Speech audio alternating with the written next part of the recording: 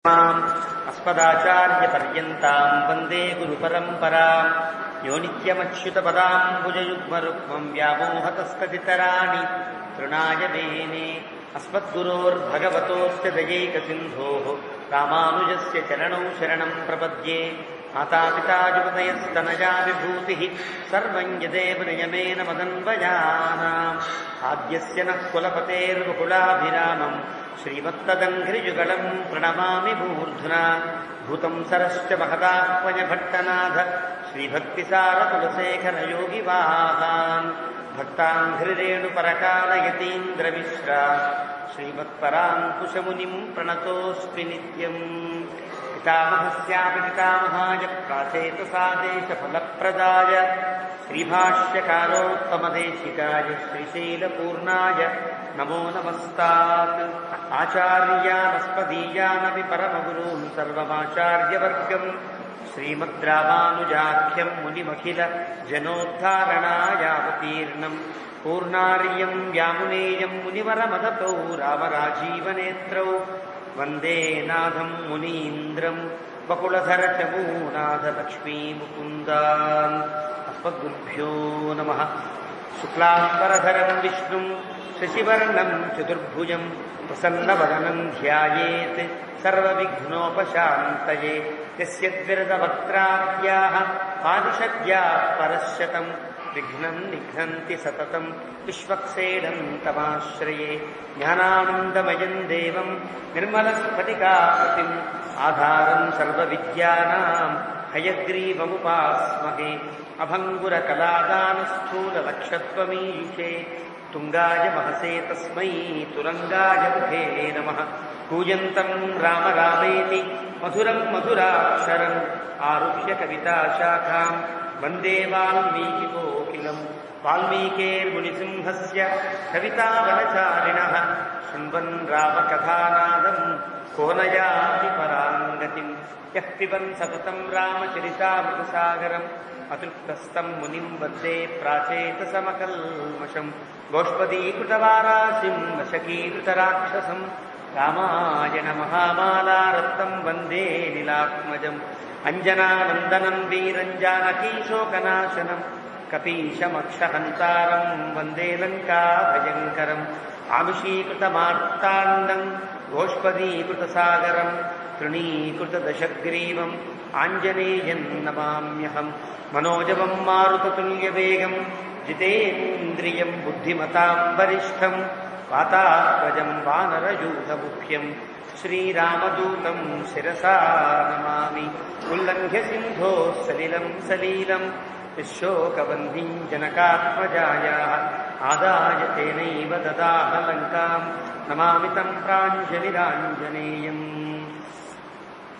आञ्जनेयमतिपाटलाननं काञ्चनाद्रिकमनीयविग्रहं पारिजाततरुमूलवासिनं भावयामि पवमाननन्दनं।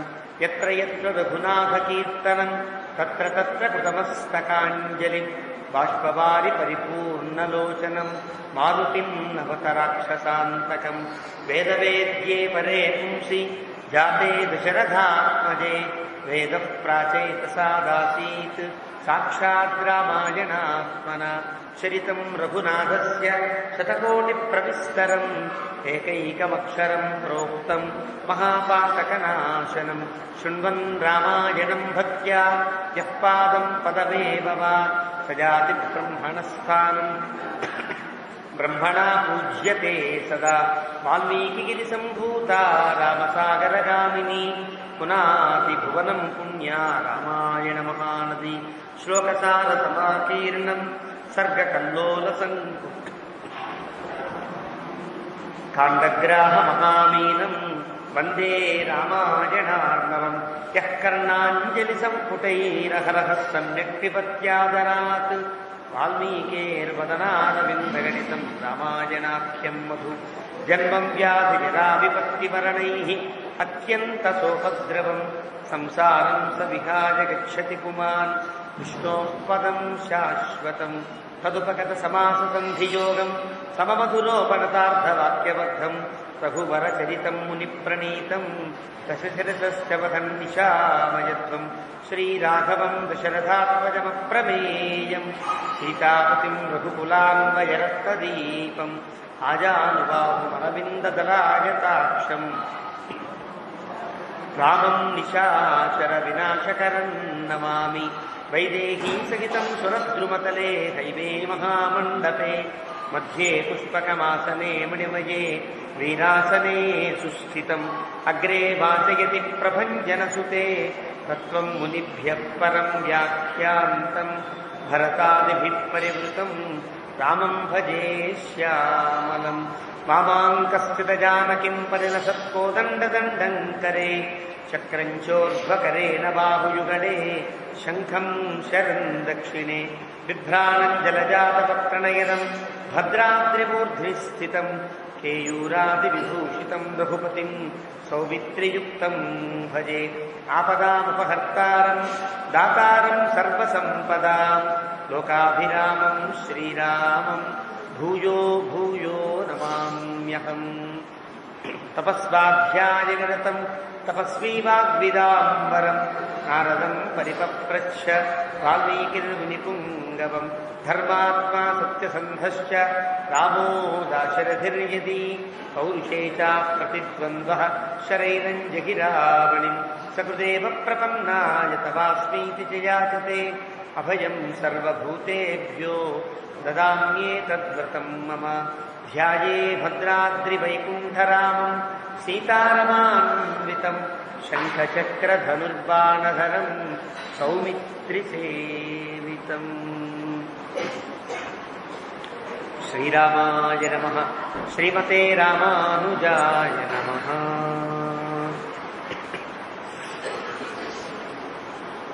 భగవద్బంధులారా, భద్రాచల దివ్యక్షేత్రంలో శ్రీ సీతారామచంద్ర మహాప్రభువుల దివ్యానుగ్రహంతో మనం ప్రారంభించినటువంటి భద్రాద్రి శ్రీరామాయణం పేరుతో మనం ప్రారంభించిన ఈ రామాయణ ప్రవచన లహరిలో అయోధ్యాకాండను కూడా ముగించుకుని అరణ్యకాండం కూడా సగం దాటి చిట్ట చివరి సన్నివేశాల దగ్గరికి వస్తున్నాం.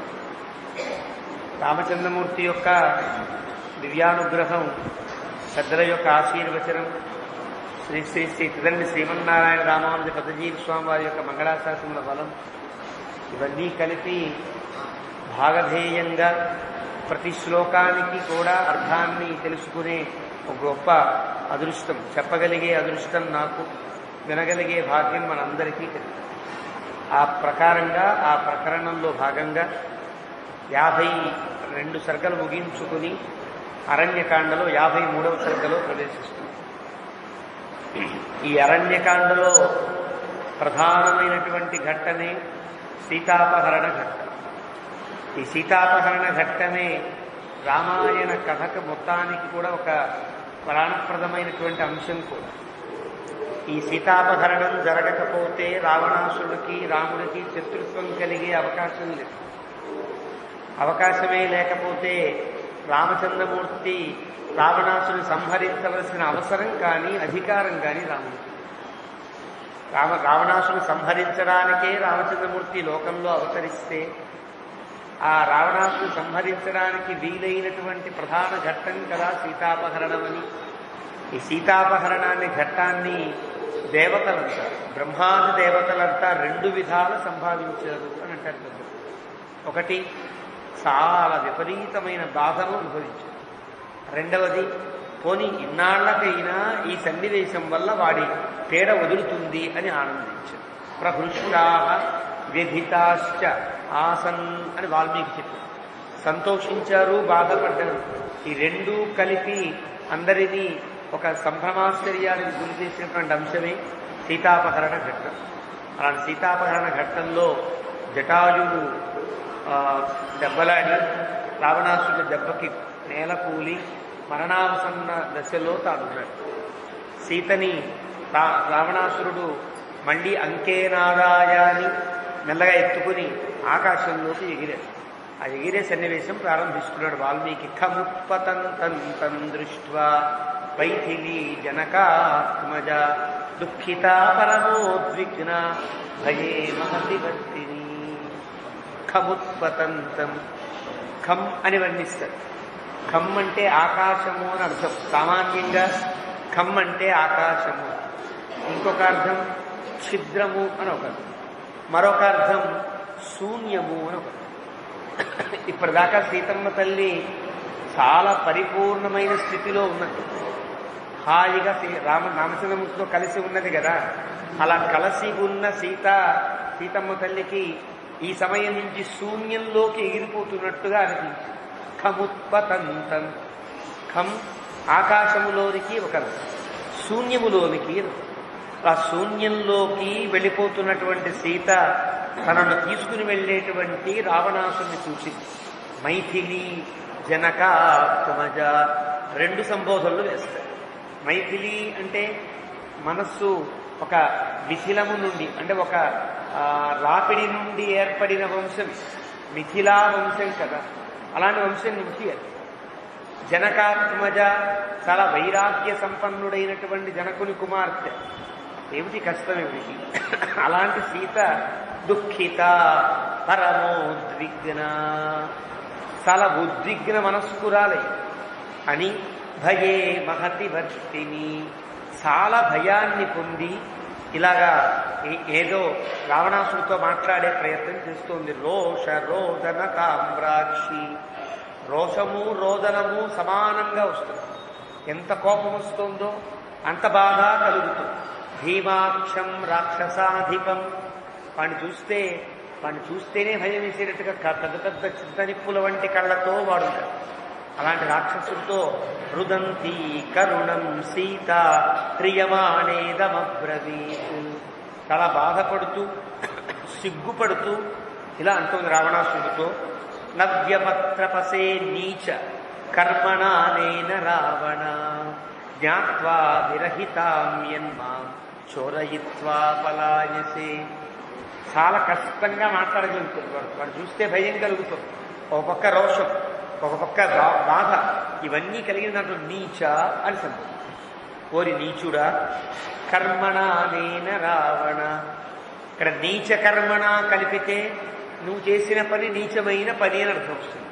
నీచ విడదీస్తే ఓరి నీచుడా అనేన కర్మణ, నువ్వు చేస్తున్న ఈ పనికి సిగ్గుపడడం లేదా? నువ్వు నీకేం తప్పనిపించట్లేదా? ఇంకేముంటుందో అబల కదా, దుర్బలమైనటువంటి స్థితిలో తానుంది. నీకు ఇంతకంటే సిగ్గు అనిపించట్లేదా నువ్వు చేసే పని? జ్ఞాత్వా విరహితాం యన్మా. నేను రాముడు లక్ష్మణుడు నన్ను రక్షించగలిగే వారిద్దరూ లేని సమయంలో చూసుకుని రావడమే కాకుండా చోరయిత్వా దొంగిలించవు, పలాయసే పరిగెడుతున్నావు. నీకు దమ్ముంటే ఆగద్దా? రాముడో లక్ష్మణుడో వచ్చేదాకా ఆగాలి కదా అక్కడ. మరి ఇంతకు ముందు ఎన్నెన్ని వీర ప్రలాపాలు పలికి అంత గొప్పవాడిని, ఇంత గొప్పవాడిని, దేవతలందరినీ జయించిన వాడిని అని ఎన్నెన్ని మాటలు మాట్లాడేవే. ఇన్ని మాటలు మాట్లాడిన నీవు చోరయిత్వా పలాయసే. నా భర్త లేనప్పుడు వచ్చావు, దొంగతనం చేస్తున్నావు, నా ఇష్టం కూడా లేదు, నేను వస్తానని చెప్పలా, నేను రానని పెరుగులాడుతూ ఉంటే కూడా ఎత్తుకుని వెళ్ళే స్థితిలో వెళుతున్నావు. పలాయసే కొని ఆగావా? పరిగెడుతుంది. అంటే నీకు ఎంత భయం, ఎంత దొంగవి. ఇదేనా నీ బలం? త్వయైవ నూనం దుష్టాత్మన్ భీరుణా హర్తు విచ్యత మమాపవాకితో భర్త మృగరూపేణ మాయయ. నాకు ఇప్పుడు అర్థమవుతుంది, నీ వల్లనే మాయారూపాన్ని పొందినటువంటి మృగము అనే వ్యాజంతో నా భర్తని దూరం చేసింది కూడా నీవే కదా. నీ వల్లే కదా, నీ మాయోపాయం వల్లనే కదా నా రాముడు దూరం అయ్యాడు నాకు. అలాంటి స్థితిలో త్వయైవ నూనం దుష్టాత్మన్. దుష్టాత్మ అంటే అర్థం, ఆత్మశబ్దానికి 6 అర్థం. మనస్సని అర్థం, బుద్ధిని అర్థం, జ్ఞానమని అర్థం, జీవుడని అర్థం, పరమాత్మ అని అర్థం, దేహమని అర్థం. ఇన్ని అర్థములు వేదాంతములలో ప్రకాశిస్తాయి. దుష్టాత్మన్ అంటే ఎంత దుష్టమైన సంకల్పం, ఎంత గొప్ప ప్రణాళిక వేసుకుని వచ్చావు నువ్వు. నీవు మంచివాడు ఎలా అవుతావు, నువ్వు గొప్పవాడు ఎలా అవుతావు? దుష్టాత్మన్ అది అర్థం. దుష్టాత్మన్ అంటే ఎంత దుర్మార్గాన్ని మనసులో ఉంచుకుని ఎంత పథక రచన చేసి వచ్చావు నువ్వు. యోహిమా ఉద్యతస్త్రాతుం సోప్యయం వినిపాతితః గృధ్రరాజః పురాణోసౌ శ్వశురస్య సఖా. నన్ను పాపం కాపాడాలని ఉద్యతః త్రాతుం సహా అపి అయం వినిపాతి. ఎంతో కష్టపడి నన్ను కాపాడడానికి పాపం నీతో ఇంత యుద్ధం చేసినటువంటి గృధ్రరాజ పురాణ.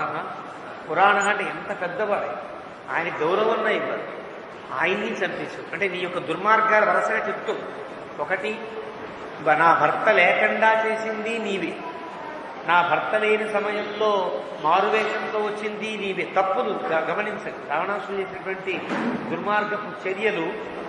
నా భర్త లేకుండా చేసింది నీవే, నా భర్త లేనప్పుడు మారు రూపంలో వచ్చింది నీవే, తరువాత దొంగిలిస్తున్నది నీవే, పారిపోతున్నది నీవే. ఒక పెద్దవాడు వచ్చి హితం చెప్పినా వాడిని చంపేదాకా వల్ల కాకుండా వాడిని చంపావే, అది నీవే కదా. అంటే ఎన్ని తప్పులు చేశాడో వరుసగా చెప్తుంది. అరే పురాణోసౌ శ్వశురస్య సఖా మమ. మా మామగారి యొక్క దశరథ మహారాజు యొక్క మిత్రుడు, నాకు పూర్తిగా తండ్రితో సమానమైనటువంటి వాడు. అలాంటి పురాణ అసౌ వృద్ధరాజ. జటాయువులు కాస్త పుట్టేవే, వినిపాతిత కింద పడేసావు కదా. పరమం ఖలు తే వీర్యం దృశ్యతే రాక్షసాధమ విశ్రావ్య నామధేయం హి యుద్ధేన అస్మి జితా త్వయా. యుద్ధే నాస్మి జితా త్వయా. రెండర్థం. పరమం ఖలు తే వీర్యం దృశ్యతే రాక్షసాధమ. నీవు రాక్షసాధిపుణ్ణి అని చెప్పుకున్నాడు కాదు, నువ్వు రాక్షస అధముడు. రాక్షసులకి రాజు కాదు కదా. రాక్షసుల్లో నీచమైన వాడు ఎవరైనా ఉంటే వాడు నీవే రాక్షసాధమ. ఎందువల్ల? పరమం ఖలు తే వీర్యం. ఇదా నీ పరాక్రమం, ఇదా నీ బలం, ఇదా నీ గొప్పతనం. పరమం ఖలు తే వీర్యం విశ్రావ్య నామధేయం. నీ పెద్ద గొప్పగా చెప్పావు, నేను రావణాసురుణ్ణి అని చెప్పావు. ఇదంతా నీచమైన. నీ పరాక్రమం ఎంత, నీ బలం ఎంత, నీ వీర్యం ఎంత. ఇలాగైనా చేసేది. ఇలా చేసిన నీవు పెద్ద గొప్పగా విశ్రావ్య నామధేయం. పేరు చెప్పి గోత్రం చెప్పి ప్రవర చెప్పినట్టుగా నా దగ్గర రావణాసురుడు తెలుసునా, అంత గొప్పవాడిని తెలుసునా, మూడు లోకములలో నా అంతవాడు లేడని చెప్పావే, ఇదేనా? యుద్ధే నాస్మి జితా త్వయా. ఇప్పుడు నువ్వేం చేసావు తెలుసునా? ఏ యుద్ధము చేయలే, ఏ యుద్ధము చేయకుండా నేను నీకు జయించబడదా. యుద్ధంలో కనుక రాముడు ఓడిపోతే నేను ఓడిపోయి నీకు బందీగా రావాల్సి వచ్చేదేమో. అలాంటి యుద్ధం కూడా కాదు. యుద్ధము చేయలా, రాముడు లేడు, నువ్వు దొంగిలిస్తున్నావు. కాబట్టి యుద్ధే నా అస్మి జితా త్వయా. నీ చేత నేను జయించబడిన దాన్ని కాను. నేను దొంగతనంగానే ఎత్తుకు పెడుతున్నావు తప్ప అదేదో పరాక్రమంలాగా మీసం తిప్పుకుంటూ నవ్వుకుంటాడు పక్కన రావడు. వాడు నవ్వుతుంటే ఇక్కడ గుళ్ళు మండిపోదని అంటోంది. జితాత్వయ.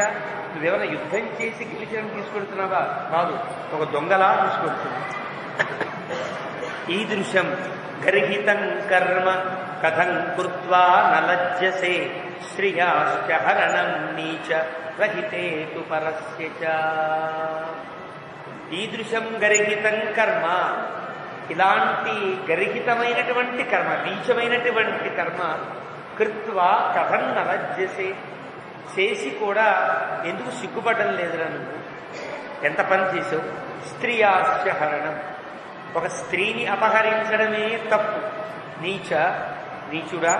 రహితేతు పరస్య చ. తనకు సంబంధించిన బంధుజనము లేనప్పుడు దొంగిలించడం మరీ నీచం కదా. కథయిష్యంతి లోకేషు పురుషాః కర్మ కుత్సితం.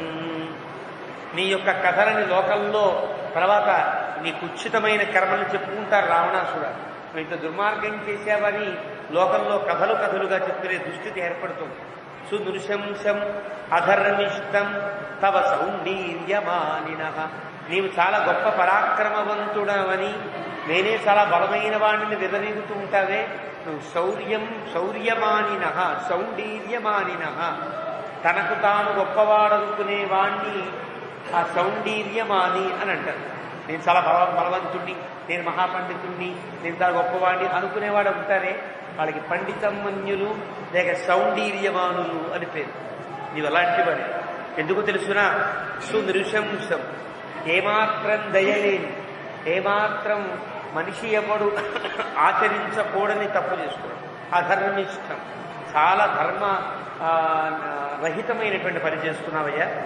ధిక్తే శౌర్యం ఛీ అన్నప్పుడు చాలా నీచంగా ఛీ అనే ధిక్ అనే పదం ప్రయోగిస్తే ఎదుటి వ్యక్తిని చాలా తృణప్రాయం చేసినట్టు లెక్క.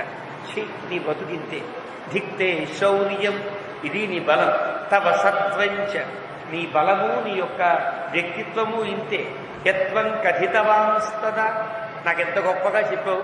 ఒక సన్యాసి వేషంలో వచ్చి ఎంత గొప్పవాడిగా చెప్పావు నువ్వు. కులాక్రోశకరంలోకే, కులమంతా నీ యొక్క వంశమంతా నశించిపోయేటట్లుగా నువ్వు చేస్తున్న పని. ధిక్తే చారిత్ర మీదృశం, చీని పాడు బతుకు అని. ధిక్తే చారిత్ర మీదృశం, చారిత్రం అంటే బతుకునను, ధిక్ అంటే పాడు బతుకు, చీని పాడు బతుకు అని అంత కోపం వచ్చింది. కింకర్తుం శక్యమేవం హి యజ్ఞవేనైవ ధావసి ముహూర్తమపి తిష్టస్వ న జీవన్ ప్రతియాస్యసి. కింకర్తుం శక్యమేవం హి యజ్ఞవేనైవ ధావసి. ఎందుకు పరిగెత్తు, ఎందుకంత వేగం, ఏం చేయాలనుకుంటున్నా. ముహూర్తం తిష్ట, నీకు దమ్ముంటే గనక, నీకు బలం ఉంటే గనక, పరాక్రమవంతులైతే కనుక ముహూర్తం తిష్ట, కొద్దిసేపు ఆగు. నా జీవన్ ప్రతియాస్యసి, నువ్వు బతికి బట్ట కట్టలేవు సుమా, వెనక్కి వెళ్ళలేవు. నహి చక్షుష్పథం ప్రాప్య తయోహో పార్థివపుత్రయోహో ససైన్యోపి సమర్థస్వం ముహూర్తమపి జీవితం. నా రాముడే కనుక వస్తే చక్షుష్పథం ప్రాప్య తయోహో, వాళ్ళిద్దరి కంటికి నీవు కనిపించావా, నువ్వు ససైన్యంతో ఉన్నప్పటికీ కూడా ఒక క్షణకాలం కూడా బతికే అర్హత కానీ బతికే అదృష్టం కానీ నీకుండవు సుమా. నత్వం తయోహో శతస్పర్శం సోఢుం శక్తః కథంచన వరే ప్రజ్వలితస్యేవ స్పర్శమగ్నేర్విహంగమః. ఒక నిప్పు మండుతూ ఉంటే ఆ నిప్పు దగ్గరికి వెళ్ళే పక్షి ఎలాగైతే తట్టుకోలేక వెనక్కి పారిపోతుందో, రాముడు లక్ష్మణస్వామి ఇద్దరు కనుక బాణములు తీసి ప్రయోగించే స్థితి ఏర్పడితే నీవు ఆ పక్షిలాగా, అగ్నిహోత్రానికి దగ్గరలో ఉండే పక్షిలాగా మలమలా మాడి పరిగెత్తక తప్పదురా. సాధు కృత్వా ఆత్మనఃపథ్యం సాధుమాం ముంచ రావణ మత్ ప్రదర్శన రుష్టోహి భ్రాత్రా సహ పతిర్మమ. ఇప్పటికైనా చెప్తున్నా, సాధుకృత్వా ఆత్మనఃపథ్యం, ఆత్మనఃపథ్యం, నీకు నీవు వేరు చేసుకోవాలనుకుంటే, మంచి చేసుకోవాలనుకుంటున్నావా రావణ, సాధు మాం ముంచ, నన్ను విడిచిపెట్టి. మత్ ప్రదర్శన రుష్టో హి భ్రాత్రా సహ మత్పతిర్మమ. నన్ను గనక దొంగిలించావని తెలిసినటువంటి వా రాముడు తన తమ్ముడితో కలిసి విధాస్యతి వినాశాయ త్వమ్మాం యది నముంచసి, నిన్ను చంపకుండా వదిలిపెట్టడు. తేనత్వం వ్యవసాయేన బలాన్ మాం హర్తుమిచ్చసి వ్యవసాయ సతే నీచ భవిష్యతి నిరర్ధకః. నీవు ఏ ఉద్దేశ్యంతో ఇది నన్ను హరిస్తున్నావో రావణ, ఆ ఉద్దేశ్యం నీకు నెరవేరదు, నిరర్ధకమైనటువంటి పని చేసుకున్నావు అని మాట్లాడి. నహ్యహం తమపశ్యంతి భర్తారం విబుధోపమం ఉత్సహే శత్రువశగా ప్రాణాన్ ధారయితుం చిరం. నా భర్త లేని, నా భర్తకి దూరమైనటువంటి ఈ స్థితిలో నేను ఎక్కువ కాలం బతుకుతానుకుంటున్నావా? ఎక్కువ కాలం బతికేదాన్ని కాను. కారణం ప్రాణాన్న ఉత్సహే శత్రువశగా, నీకు చిక్కిన నేను ఎక్కువ కాలం బతికేటట్టుగా ఉండను. తనూనంచ ఆత్మనశ్రేయం పథ్యం వా సమవేక్షసే మృత్యుకాలే యథామర్త్యో విపరీతాని సేవతే. ఒక నీతి చెబుతుంది. నిజం కదా, లోకంలో ప్రాచీనమైన మహర్షులు చెప్పినటువంటి వాక్యం నిజం కదా. మృత్యుకాలే యథామర్త్య, మృత్యుకాలం ఏర్పడినప్పుడు మనిషి విపరీతాన్ని సేవతే, వాడు ఏ పని చేస్తాడో తెలియకుండా దుస్థితి ఏర్పడుతుంది. నీకు అలాగే ఏర్పడిందా? అలా ఏర్పడితే తేరుకుని నన్ను విడిచిపెట్టు, అది నీకు పథ్యమై ఉంటుంది. అంటే చిట్ట చివరికి ఒక నీతి, ఒక ఉపదేశాన్ని కూడా చేసుకుంది. ఇలాంటి విపరీతమైన పనులు ఎప్పుడు చేస్తారు? సాగు దగ్గర పడితే చేస్తారు. కాబట్టి సాగును తప్పించుకోవాలనుకుని ఎవరికి ఉండదు, ప్రతివాడికి బతకాలని ఉంటుంది కదా. నువ్వు బతకాలనుకుంటే రావణ నన్ను విడిచిపెట్టు, అది నీకు మేలవుతుంది. ముమూర్షాణాం హి సర్వేషాం యత్పథ్యంతం న రోచతే పశ్యామ్యద్య కంఠే త్వాం కాలపాశావపాశితం. దీన్ని ఏది పట్టించుకోవట్ల రావణాసుడు, నవ్వుతున్నాడు, వెళ్ళిపోతున్నాడు. చాలా బాధ కలిగింది. చనిపోయే వాళ్ళకి హితమే ఎక్కుతుందిరా, తప్పు చెయ్యాలి నశించిపోవాలని దృష్టి కలిగిన వాళ్ళకి ఎంత హితం చెప్పినా వెంట కదా. నీకు అర్థం కావట్లేదేమో రావణ, దూరంగా వెళ్ళిపోతున్నావు అనుకుంటున్నావు, రాముడి నుంచి దూరంగా వెళ్ళిపోయాను, ఇంకా రాముడు రాలేడు అనుకుంటున్నావేమో. ఒక కాలపాశాన్ని మెడకి పెట్టిన తర్వాత ఆ కాలపాశం తాడు ఎంత ఉంటే అంత దూరంగానే వెళ్ళగలవు, అంతే తప్ప ఇంక దూరం వెళ్ళలేదే. నీ మెడలో కాలపాశం బంధించబడింది, అది నీకు తెలియట్లా. ఆ కాలపాశాన్ని నేను నీకు చుట్టుకున్నానంటేనే మళ్ళీ రాముడి చేతిలో హతము కాక తప్పదు. వ్యథాచ అస్మిన్ భయస్థానే విభేషిత శానన వ్యక్తం హిరణ్మయా విహిత్వం సంపశ్యసి మహీరుభాన్. ఏం భయపడలేదు కదా, 10 తలకాయలున్నా 20 చెవులున్నా నేను చెప్పిన హితం నీకు తలకెక్కలేదు కదా. దశానన అంటే అర్థం 10 తలకాయల వాడా అంటే 20 చెవుల వాడా. 20 చెవుల్లో నేను చెప్పిన హితం నీకు ఎక్కలేదు కదా. కాబట్టి నీవు త్వరలోనే నువ్వు వెళ్లే దారిలో బంగారపు చెట్లను చూస్తావు అని. ఇదే సందర్భం మనకి కరుడు దగ్గర కూడా వచ్చింది కదా, కరాది వద్ద దగ్గర ఎక్కడో వచ్చింది మనకి ఈ సన్నివేశం. ఏమిటా హిరణ్మయాన్ పశ్యతి మహీరుహాన్, బంగారు చెట్టు చూస్తావని ఎందుకు. ఆ బంగారు చెట్టు చూస్తావు అనేటువంటి మాట నరకానికి సంబంధించిన మాట. గరుడ పురాణంలో అసిపత్ర వనం అనే ఒక నరకం. ఆ నరకంలోకి పరభార్యలను అపహరించిన వారు, వ్యభిచారము వంటి దోషములు చేయువారు, అప్రస్తుతంగా అనవసరంగా ఒక వ్యక్తిని హింసించేవాళ్ళు ఆ నరకానికి వెళ్ళారు. అలాంటి నరకానికి వెళ్ళేటప్పుడు చెట్లన్నీ కూడా బంగారంలా కనిపిస్తాయి, పసుపచ్చగా కనిపిస్తాయి. అది ఎలాంటి బంగారం అంటే బాగా పుటం పెట్టిన బంగారం, నిప్పు మండుతున్నట్టుగా. బంగారాన్ని కనుక నిప్పులో వేస్తే బంగారం అంతా నిప్పు ముద్దలా, ఆ నిప్పు ముద్దలా ఉండే చెట్టు, దానికి ముళ్ళు ఉంటాయి. ఆ చెట్లకి ఆ ముళ్ళు ఎలా ఉంటాయి, మేకుల వలె ఉంటాయి. అసిపత్ర వనం అని పేరు, మేకుల వలె ఉంటాయి. ఆ చెట్ట కాలుతూ చెట్ల ఆకులా గుచ్చుకుంటూ ఉంటాయి. ఆ మేకులు చాలా సూదిగా ఉంటాయి. ఇలాంటి తప్పులు చేసేటువంటి వాళ్ళని యమభటులట తీసుకుని వెళుతూ లాగి ఆ చెట్టు తీసుకొస్తారు. ఆ చెట్టుకు వాళ్ళు ఆ వేడికి గుచ్చుకుపోయి ఆ మేకులన్నీ గుచ్చుకుని వాళ్ళు శిక్ష అనుభవింపజేస్తారు. అది ఇక్కడ గుర్తు చేస్తున్నారు. అసిపత్ర వనానికి వెళ్తావు జాగ్రత్త. వ్యక్తం హిరణ్మయానిహిత్వం పరభార్యాభిమర్శనం.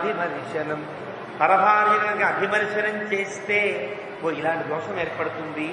కాబట్టి సంపశ్యసి మహీరుహ నదీం వైతరణీం ఘోరాం రుధిరౌఘ నివాహిని. 2 అర్థములు ఉంటాయి. సాధారణంగా చనిపోయే సమయంలో ఆకుపచ్చని చెట్లన్నీ కూడా పసుపచ్చ చెట్లల్లా కనిపిస్తాయి. చనిపోయే వాళ్ళకి తెలుస్తుంది, వాళ్ళకి చెప్పరు కదా, మనకి శాస్త్రం చెప్పింది కాబట్టి నమ్మాలి. చనిపోయే స్థితి ఏర్పడితే పసుపచ్చని ఆకుపచ్చని చెట్టు కూడా పచ్చగా పీతంలా కనిపిస్తుంది. కళ్ళల్లో అరగంట స్థితి ఏర్పడుతుంది. పీతిమా అని అంటారు. రక్తిమా, నీలిమా, పీతిమా అని 3 పదములు ఆ కంటిలో ఉండేటువంటి ఒక తేజస్సుని చెప్పే సందర్భంలో వాడతారు. వేదాంతంలో వస్తాయి ఇవన్నీ. అలాగా ఒక ఆకుపచ్చని చెట్టు కూడా పసుపచ్చదనం కలుగుతుంది అని చెప్పడం ఒక తాత్పర్యం. రెండవది, నరకానికి వెళ్ళేటప్పుడు ఇలాంటి చెట్లను నువ్వు చూస్తావని తాత్పర్యం ఇక్కడ చెప్తోంది. ఇక్కడ వాచ్యంగా చెప్తోంది. నదీం వైతరణీం ఘోరాం. వైతరణి నదిని దాటాలనుకుంటున్నావు, దాటుతున్నావు. రుధిరౌఘ నివాహిని. బాగా రక్తం, ఉడికే రక్తం మసులుతూ ఉంటే ఏదో కాఫీ పొంగినట్టు, టీ పొంగినట్టు పొంగుతూ ఉంది రక్తం. అలాంటి రక్తం పొంగుతున్నటువంటి నదిలో దాటి అసిపత్ర వనానికి చేరతావు. అసిపత్ర వనం ఎలా ఉంటుందో ఇందాక చెప్పుకున్నాం కదా, వర్ణిస్తోంది సీతమ్మ తల్లి. భీమం పశ్యసి రావణ.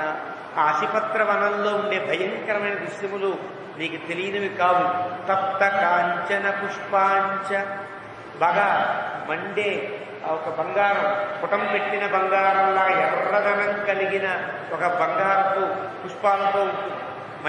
వైఢూర్యం ప్రవరక్షద. ఆ చెట్టుకు ఉండేటువంటి ఆ త్వక్కంటే ఆ పైన ఉండే తొక్కు, కాండకి ఉండే బెరగంటది. ఆ బెరగంతా వైడూర్యంగా ప్రకాశిస్తుంది. అలాంటి చెట్టు. ద్రక్ష్యసే శాల్మలిం తీక్ష్ణాం ఆయసై కంటకై స్థిత. అక్కడ శాల్మలి వృక్షం ఉంటుంది ఒక చెట్టు. ఆ నరకంలో అసిపత్రం అనే వనం అనే నరకంలో ఒక శాల్మలి వృక్షం. శాల్మలి అంటే బూరుగు చెట్టు. మనకు తెలిసిన బూరుగు చెట్లు ఉంటాయి. ఆ పెద్ద పొడుగ్గా ఉంటుంది. కానీ కింద కొమ్మలే ఉండవు, పైన ఎక్కడో కొమ్మలు ఉంటాయి. కింద ఉండే కాండం అంతా కూడా ఇలా ముళ్ళు లేచినట్టుగా బెరడుతుంటాయి. ఆ ముళ్ళన్నీ ఏమిటో తెలిసిన నీకు ఆయసై కంటకై స్థిత.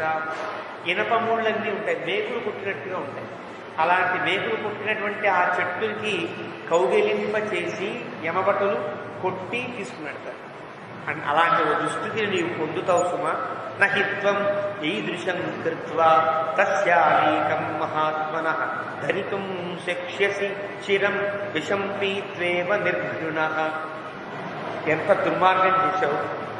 త్వం ఈదృశం కృత్వా మహాత్మనః, మహాత్ముడైన రాముని పట్ల ఇంత అపకారం చేసి ఎంత ధైర్యంగా పెడుతున్నావు. విషం తాగి నాకు దాహం తీరింది, విషం తాగేశా కదా ఇంకా నాకేమిటి అనుకుని వెళ్ళేటువంటి మూర్ఖుడిలా ఉన్నావు. విషం తాగితే పోతావు కదా. దాహం తీరుతుందని మంచినీళ్ళు తాగాలి తప్ప విషం తాగకూడదు కదా. నీవు విషాన్ని తాగి విషం తాగి వెళ్ళిపోతున్నావు. నిర్ఘృణ. ఏమాత్రం జాలే లేదు. నేను ఒక స్త్రీని అవలను ఇంత బాధపడుతుంది కదా, దయంగా. బద్ధస్వం కాలపాశేన దుర్నివారేణ రావణ త్వరతో లక్ష్యసే శర్మ భర్తుర్మం మహాత్మనః. బద్ధస్వం కాలపాశేన. కాలపాశం చేత బంధించబడి ఉన్నాం. ఎలాంటి ఆపాశం? దుర్నివారేణ. ఇంకా దాన్ని ఎవరు తీయలేదు. ఒకసారి మృత్యువు కాలపాశం వేస్తే మళ్ళీ తీయాలంటే ఎవరు తీయాలి?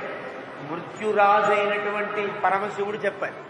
లేదా మనసు మార్చుకుని యముడు వెనక్కి వెళ్ళాలి తప్ప ఒక కాలపాశం వేసిన తర్వాత అది దుర్నివారం, తీయడానికి అవకాశం లేదు. భగవంతుడన్నా చెప్పాలి, పరమశివుడు ఆ మృత్యు యొక్క ఆ లయమునకు అధిపతి అయిన పరమశివుడన్నా చెప్పాలి, యముడన్నా వెనక్కి లాగాలి. ఈ ముగ్గురు నీకు ఉపకరించేవారు కారు. ఎందువల్ల? నువ్వు రాముడి పట్ల అపకారం. ఈ ముగ్గురు కూడా రామపరబ్రహ్మము దగ్గర ఉండేటువంటి ఒక వ్యక్తులే కదా, ఒక దాసులే కదా వారంతా. కాబట్టి నీవు బతికే అవకాశం లేదు సుమా. నిమేషాంతరమాత్రేణ వినాభ్రాత్ర మహావనే రాక్షస నిహతాయేన సహస్రాణి చతుర్దశ. ఒక నిమిషం కాలంలో 14,000 మందిని ఒక్కసారిగా రాముడు ఒక్కడూ చంపాడే. అలాంటి సకథం రాఘవో వీర సర్వాస్త్ర కుశలో బలి నత్వాం హన్యాతు శరై తీక్ష్ణై ఇష్టభార్యాపహారిణం. అలాంటి రాముడు ఏదో చిన్న పొరపాటు, నా పట్ల శూర్పణఖ దుడుకుగా సీతను మింగేస్తానన్నప్పుడే కోపం వచ్చి ఒక నిమేష కాలంలో 14,000 మందిని సంహరించిన రాముడు తనకి చాలా ఇష్టమైన నన్ను నువ్వు అపహరిస్తుంటే ఊరుకుంటాడు? ఊరుకోడు కదా. సర్వాస్త్ర కుశలుడు రాముడు, అన్ని అస్త్రములలో బాగా నైపుణ్యం కలిగిన వాడు. నేను విడిచిపెట్టాడు. ఏతచ్చ అన్యచ్చ పరుషం వైదేహీ రావణాంకగా భయశోక సమావిష్ట కరుణం విలలాపహ. ఇక్కడ చాలా తమాషా ఉంది శ్లోకం. ఈ శ్లోకం చివరిలో వాల్మీకి హా అని ఆశ్చర్యపోయాడు. దేంతో ఆశ్చర్యపోయాడు? చాలా బాధతో ఆశ్చర్యపోయాడు. సీతమ్మ ఇంకా చాలా మాట్లాడింది. ఆ మాటలన్నీ వినలేకపోయాడు పాపం. వాల్మీకి వినలేకపోయాడు. అది తమాషా. ఏతచ్చ అన్యచ్చ పరుషం వైదేహీ రావణాంకగా. చాలా అందమైనటువంటి పదం. ఏతచ్చ ఇది మాట్లాడింది, అన్యచ్చ ఇంకా చాలా మాట్లాడింది. ఏమిటి? చాలా ఏదో మాట్లాడింది, తనకి తెలుసు. కానీ అవన్నీ చెప్పాలనుకోవట్లా, అవన్నీ వినాలనుకోవాలా. వాల్మీకే వినాలనుకోవాలి. అది తమాషా. వాల్మీకి కూడా వినాలనిపించనంత తన కళ్ళ ముందు ఆ దృశ్యం కనిపిస్తూ ఉంటే, జరిగిన సంభాషణ అంతా తెలుస్తూ ఉంటే కూడా ఇంత మాత్రం వినగలిగాడు.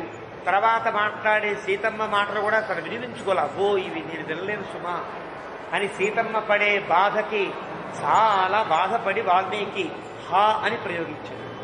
ఇది ఆశ్చర్యం. ఈరోజు వాల్మీకి మహర్షి జయంతి. ఆ మహానుభావుడు పుట్టినరోజు. అది ఆ మహానుభావుని వల్లే కదా మనం రామాయణాన్ని వినగలుగుతున్నాం, అనగలుగుతున్నాం, ఆదర్శం చేసుకోగలిగాం, ఆరాధ్యం చేసుకోగలిగాం. ఆయనే కనుక రామకథ రాయకుండా ఉంటే రామాలయం ఉండేదా, రామనామం ఉండేదా, రాముని మూర్తి ఉండేదా, రామాయణమే ఉండేది కాదు. అలాంటి మహానుభావుడు పుట్టినటువంటి గొప్ప సుదినం ఈరోజు. అలాంటి సుదినంలో వాల్మీకి కరుణం విలలాపహ, సీతమ్మ మాట్లాడే మాటలని, అక్కడ ఉన్న సంఘటనని తట్టుకోలేక తానే అన్ని ఇచ్చాడు. ఇంకా చాలా మాట్లాడేది నేను చెప్పలేనండి అన్నంత బాధపడ్డాడు ఈ సమయంలో. ఒక ఆయన నా చిన్నతనం, అప్పట్లో దూరదర్శనం ప్రారంభమైన రోజులు, అది ఒక ఆయన ఇంటర్వ్యూ, చాలా గొప్ప వ్యక్తి. ఆ వ్యక్తి కూడా తెలుసు అనుకోండి, అక్కినేని నాగేశ్వరరావు గారని, చాలా గొప్ప నటుడు ఆయన, పద్మభూషణుడు బిరుదాంకితుడు కదా. ఆయన్ని ఒక ఆయన ఇంటర్వ్యూ చేస్తున్నారు. చేస్తూ మీకు దేవుళ్ళు అంటే పెద్దగా ఇష్టం లేదు కదా, అది కొంచెం నాస్తికుడు. నాస్తికుడే హేతువాది. హేతువాది వేరు, నాస్తికుడు వేరు. హేతువు ఉంటే నమ్ముతాననేవాడు హేతువాది.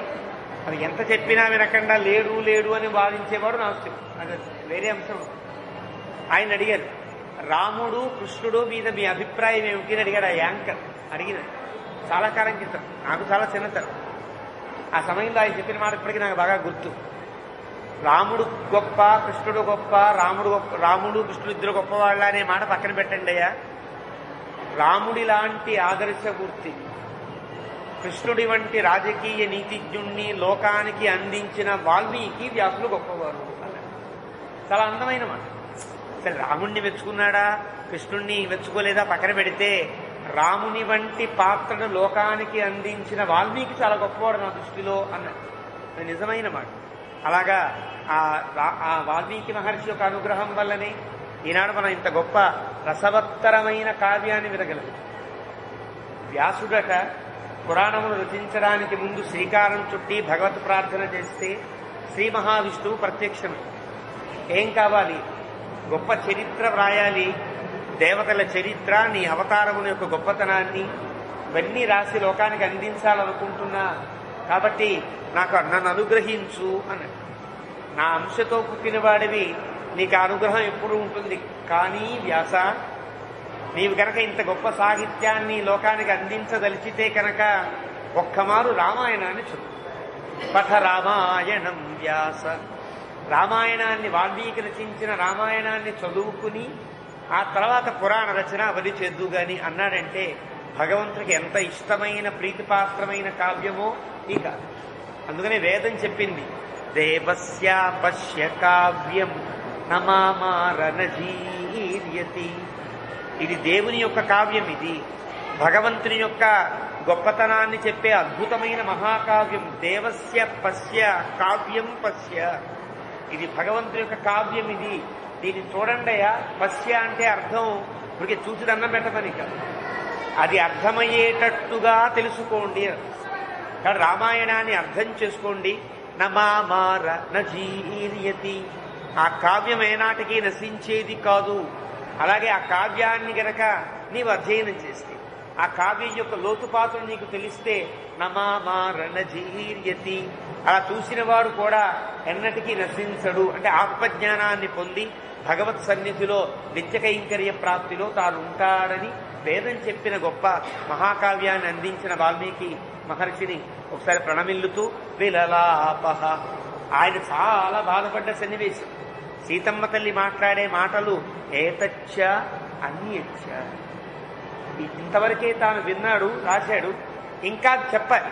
అవన్నీ వినిపిస్తున్నా ఇంక నేను రాయని వీటిని, రాయడానికి కూడా వీలు కానంత దైన్యంగా సీతమ్మ మాట్లాడుతోందని వదిలిపెట్టేశాడు. తదా భృషార్తాం బహుచైవ భాషిని విలాపపూర్వం కరుణంచ భామిని జహార పాప కరుణం వివేష్టతి నృపాత్మజా ఆగతగాత్ర వేపసుం.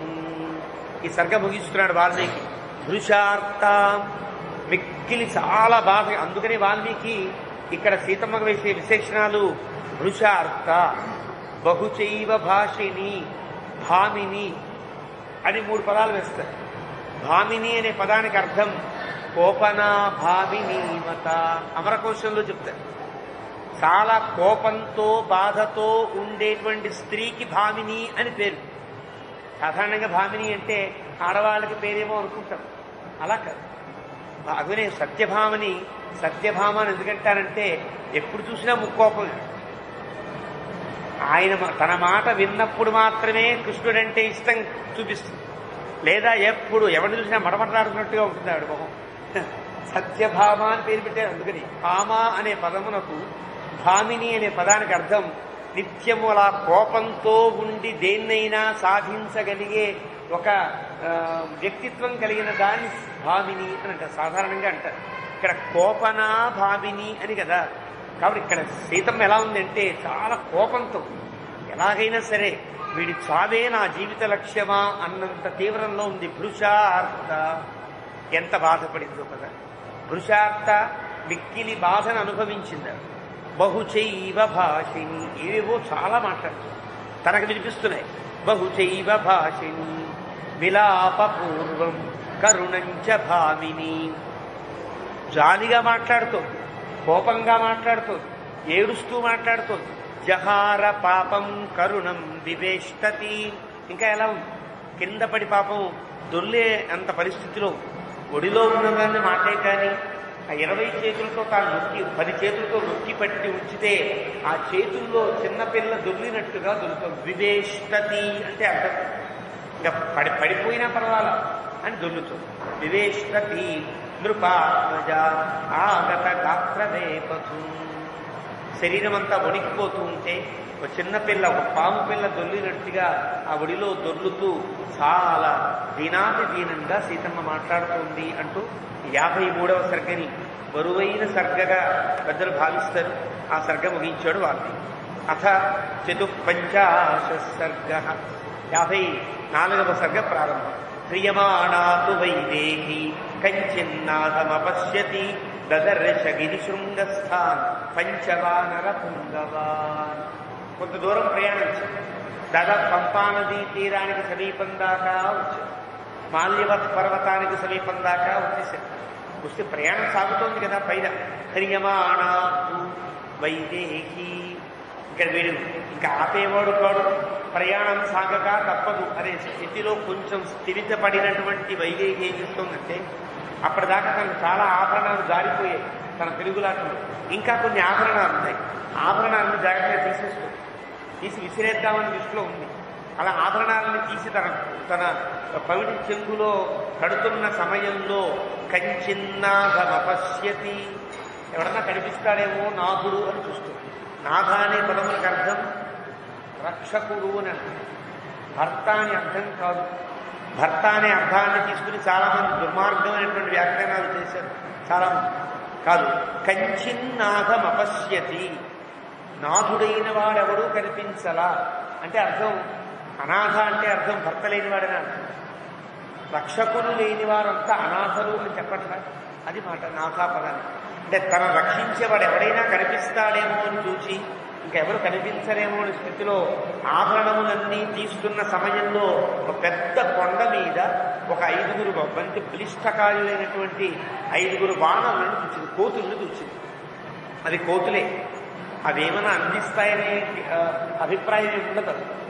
అప్పటి కోతులన్నా కనిపించే అవి కూర్చుని స్నిగ్ధంగా కూర్చుని విధానం చూస్తే ఇదేవో కొంచెం తెలిసిన కోతుల్లా ఉన్నాయి అనిపించి తేషాం మధ్యే విశాలాక్షి కౌశేయం కనక ప్రభం ఉత్తరీయం వరారోహ శుభాని ఆభరణాది చ. తన బయట కొంగులో ఒక పైన ఉండేటువంటి ఒక ఏమంటారంటే వేస్తం అంటారు. ఉదాహరణకి అవగుంఠనమని కొన్ని రాజులకి తాను కట్టుకున్నటువంటి 2 బట్టలు కాకుండా సీతమ్మ తల్లికి అవగుంఠనం ఉంటుంది. అంటే ముసుగు వేసుకోవడానికి వీలుగా ఈనాడు చున్నీలు అంటున్నామే అలాంటి ఒక వస్త్రం కూడా ఉంటుంది. దాన్ని ఉత్తరీయం అని అంటారు. ఉత్తరీయం వరారోహ అలాంటి ఉత్తరీయాన్ని తీసింది. శుభాని ఆభరణాని చ, ఆభరణములన్నీ తీసింది. శుభాని ఆభరణాన్ని, కాళ్ళకుండే ఆభరణములు ఒకటి జారిపోయింది కదా, ఒకటి మాత్రమే ఉంది. ఎడమ కానుకుండే నూపురము జారిపోయిందని వాల్మీకి చెప్పాడు. కానీ ఒక్క నూపురం మాత్రం ఉన్నది. శుభాని ఆభరణాని చ. ఈ శుభ ఆభరణాల్లో శుభాలు అశుభాలు ఉంటాయి. ఆలోచించండి.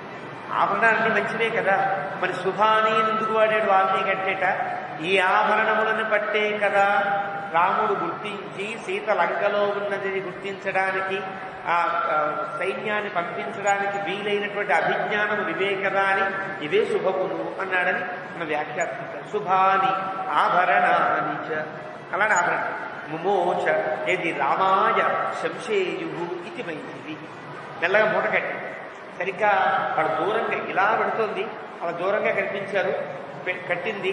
సరిగ్గా వాళ్ళ మధ్యలో పడేటువంటి ఆ గ్యాప్ చూసుకుని సరిగ్గా సమయానికి వాళ్ళ మధ్యలో పడేటట్టుగా ఆ మూటని గబగబా కట్టింది. ఆ మూట వేసింది. తేషాం మధ్యే, వారి మధ్యలో కనక ప్రభంగా ఉన్నటువంటి ఆ మూటని పడేసింది. ఎందువల్ల ఇది రామాయ సంశేయు. ఈ ఆభరణాలు పట్టుకున్న వీళ్ళు ఏమో రాముడికి తెలపచ్చు కదా, రామాయ సంశేయు. ఇది విధిలింగ్ అంటారు. అంటే ఏమో అవకాశం కనుక ఉంటే, అదృష్టం బాగుంటే ఈ ఆభరణాలు పట్టుకున్న వీళ్ళు కనుక రాముడికి చూపించి నా అడ్రస్ చెప్పే అవకాశం ఉంటుందేమో అని ఒక సంకల్పాన్ని చేసినటువంటి మైథిలి. వస్త్రముత్సృజ్య తన్మధ్యే విక్షిప్తం సహభూషణం సంభ్రమాత్తు దశగ్రీవ తత్కర్మ న సబుద్ధవాన్. చాలా వేగంగా ఆ మూట రహస్యంగా పెట్టు కదా. ఎప్పుడైనా ఒక శత్రువు చేతిలో చిక్కినవాడు ఏదైనా ఫోన్ చేయాలనుకోండి వాళ్ళ సైన్యాన్ని ఎంత రహస్యంగా చేస్తాడు. తెలియకూడదు వాడికి, ఎవరికి తెలియకుండా తన ఈ పని చేస్తున్నట్టుగా ఒక వర్తమానం పంపిస్తున్నట్టుగా తెలియని స్థితిలో రహస్యంగా చేసినట్లుగా వారికి కనిపించకుండా తన ఒడిలోని మెల్లగా మూట కట్టి విసిరి ఒకే కామ్గా తెలియకుండా కూర్చుంది. సంభ్రమాత్తు, చాలా సంభ్రమమైనటువంటి స్థితిలో ఎప్పుడెప్పుడు వెళ్ళిపోదామా అని వాడికుండే కంగారు వాడిది. ఏమో రాముడు వెనకాల వస్తాడేమో అని భయం ఉంటుంది కదా.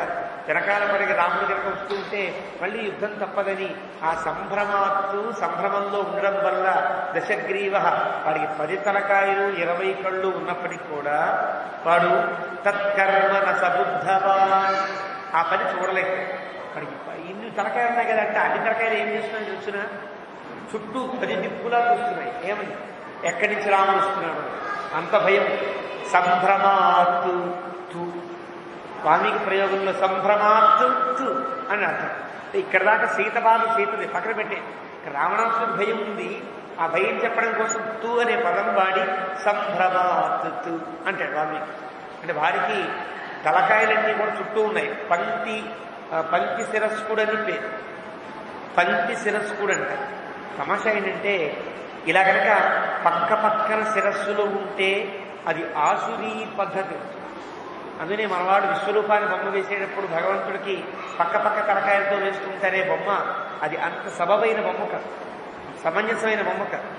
ఈ మధ్యకాలంలో హరే కృష్ణ సంప్రదాయం వాళ్ళు ఒక పాశ్చాత్య చిత్రకారుడితో ఒక అందమైన బొమ్మ వేయించారు.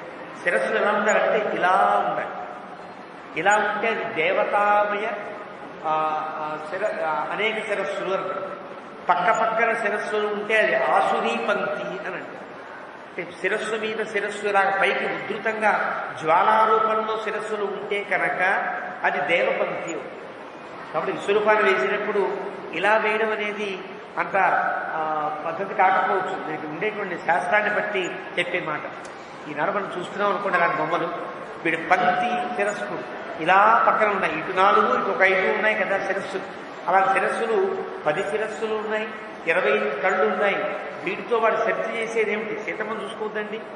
సీతమ్మ చేతులతో గట్టిగా పట్టుకున్నా కానీ సీతకేం కాదనుకున్నాడు తప్ప ఆ 10 శిరస్సులతో 20 కళ్ళతో వాడు చూసేది రాముడు ఎక్కడి నుంచైనా దూకుతున్నాడా, పైనుంచి దేవతలు ఏమన్నా దాడి చేస్తారా, ఈ పక్క నుంచి మహర్షులు ఏమన్నా దాడి చేస్తారా ఏమో తెలియదు. వీళ్ళంతా ఒక్కడైపోయారు అనుకోండి.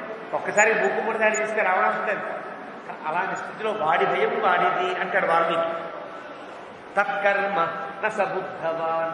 సీతమ్మ చేసిన ఈ చిన్న పనిని, గొప్ప పనిని వీడు గుర్తించలేకపోయాడు, బుద్ధి లేనివాడు. పింగాక్షాః తాం విశాలాక్షీం నేత్రైః అనివిషైరివ విక్రోశంతీం తథా సీతాం దదృశు వానర వృషభా. పైన ఉండే శబ్దం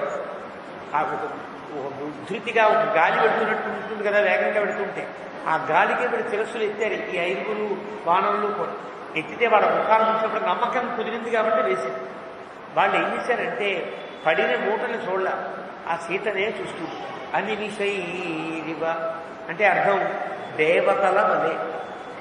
అనిమిషై అంటే అర్థం రెప్పపాళ్ళు లేని వారై చూచారు అని ఒక అర్థం. దేవతల వలె చూచారు అని ఒక.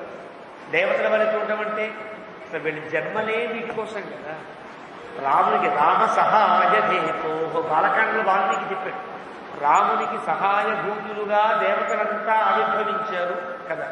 వీళ్ళంతా ఒక్కొక్కళ్ళు ఒక దేవతాంశలు కాబట్టి వీళ్ళు ఇంత గొప్ప ఘట్టమా ఇది. అంటే వీళ్ళ మోహం కూడా అందరంత గొప్ప స్థితిలో సాగుతుంది ఈ సీతాపహరణ.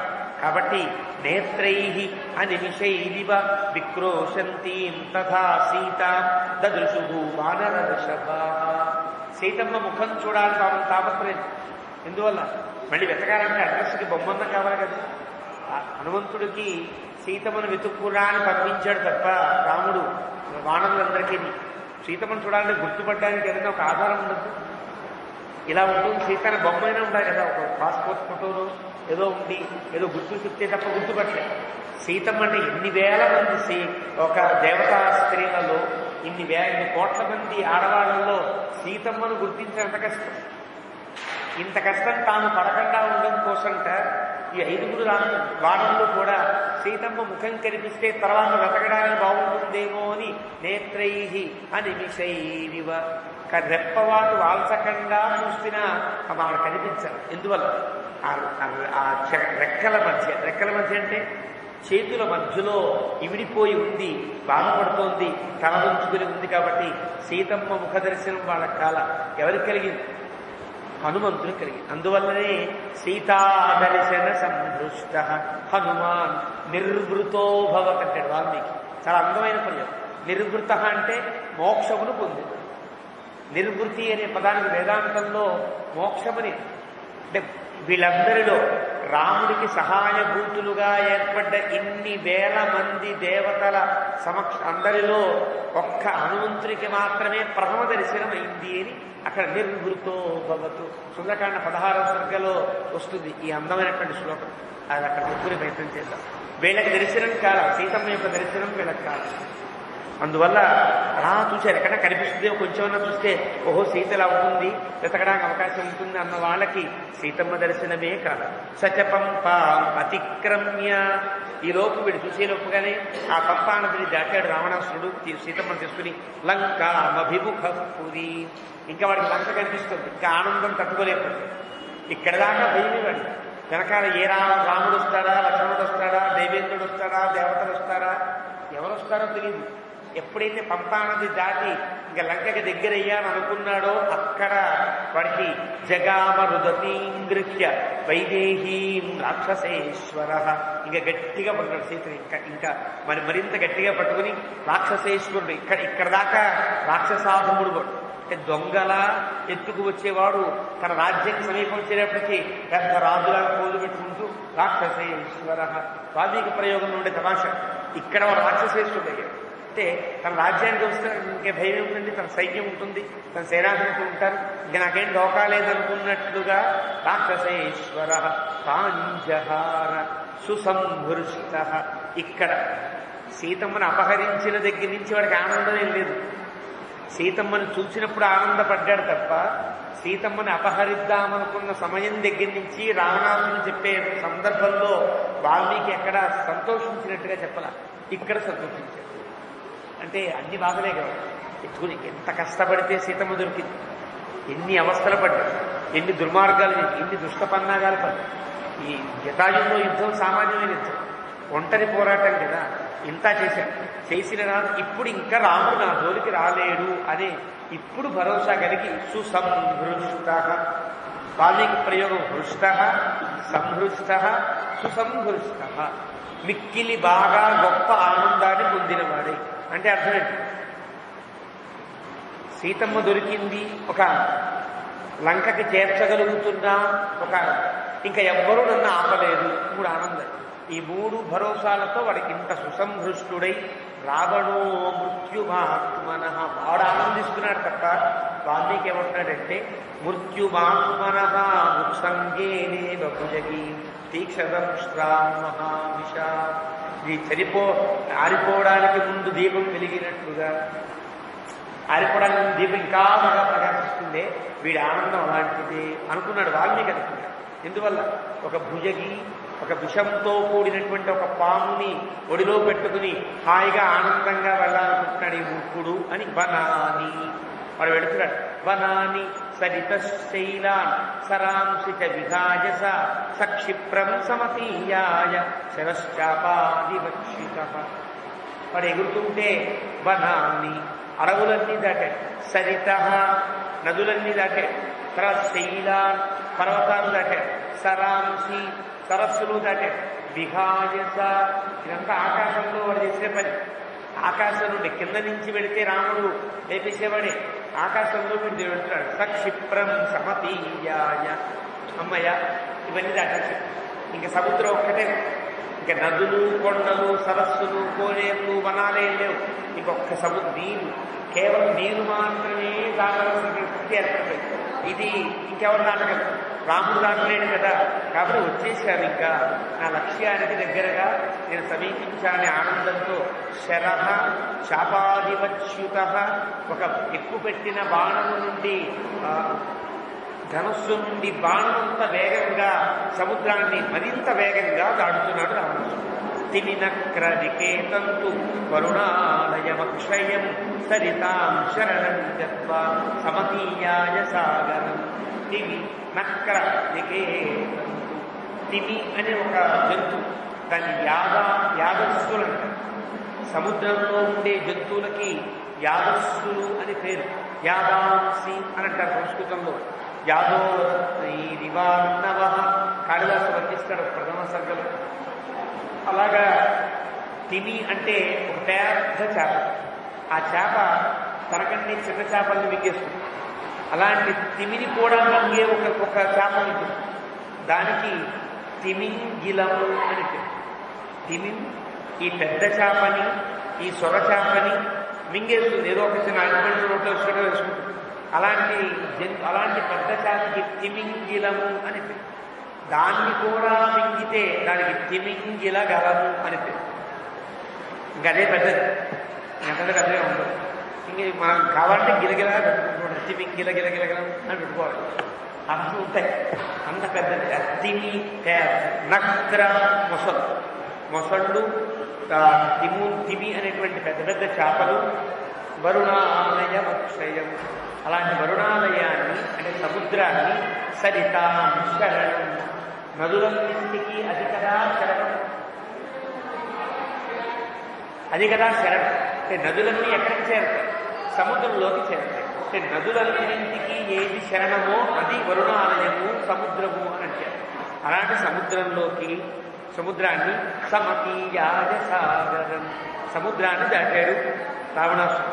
అంతరిక్షగతావాచ సృజు చారణ సదా ఏతదంతో దశగ్రీవ స్థితి సిద్ధాస్తమబ్రువన్.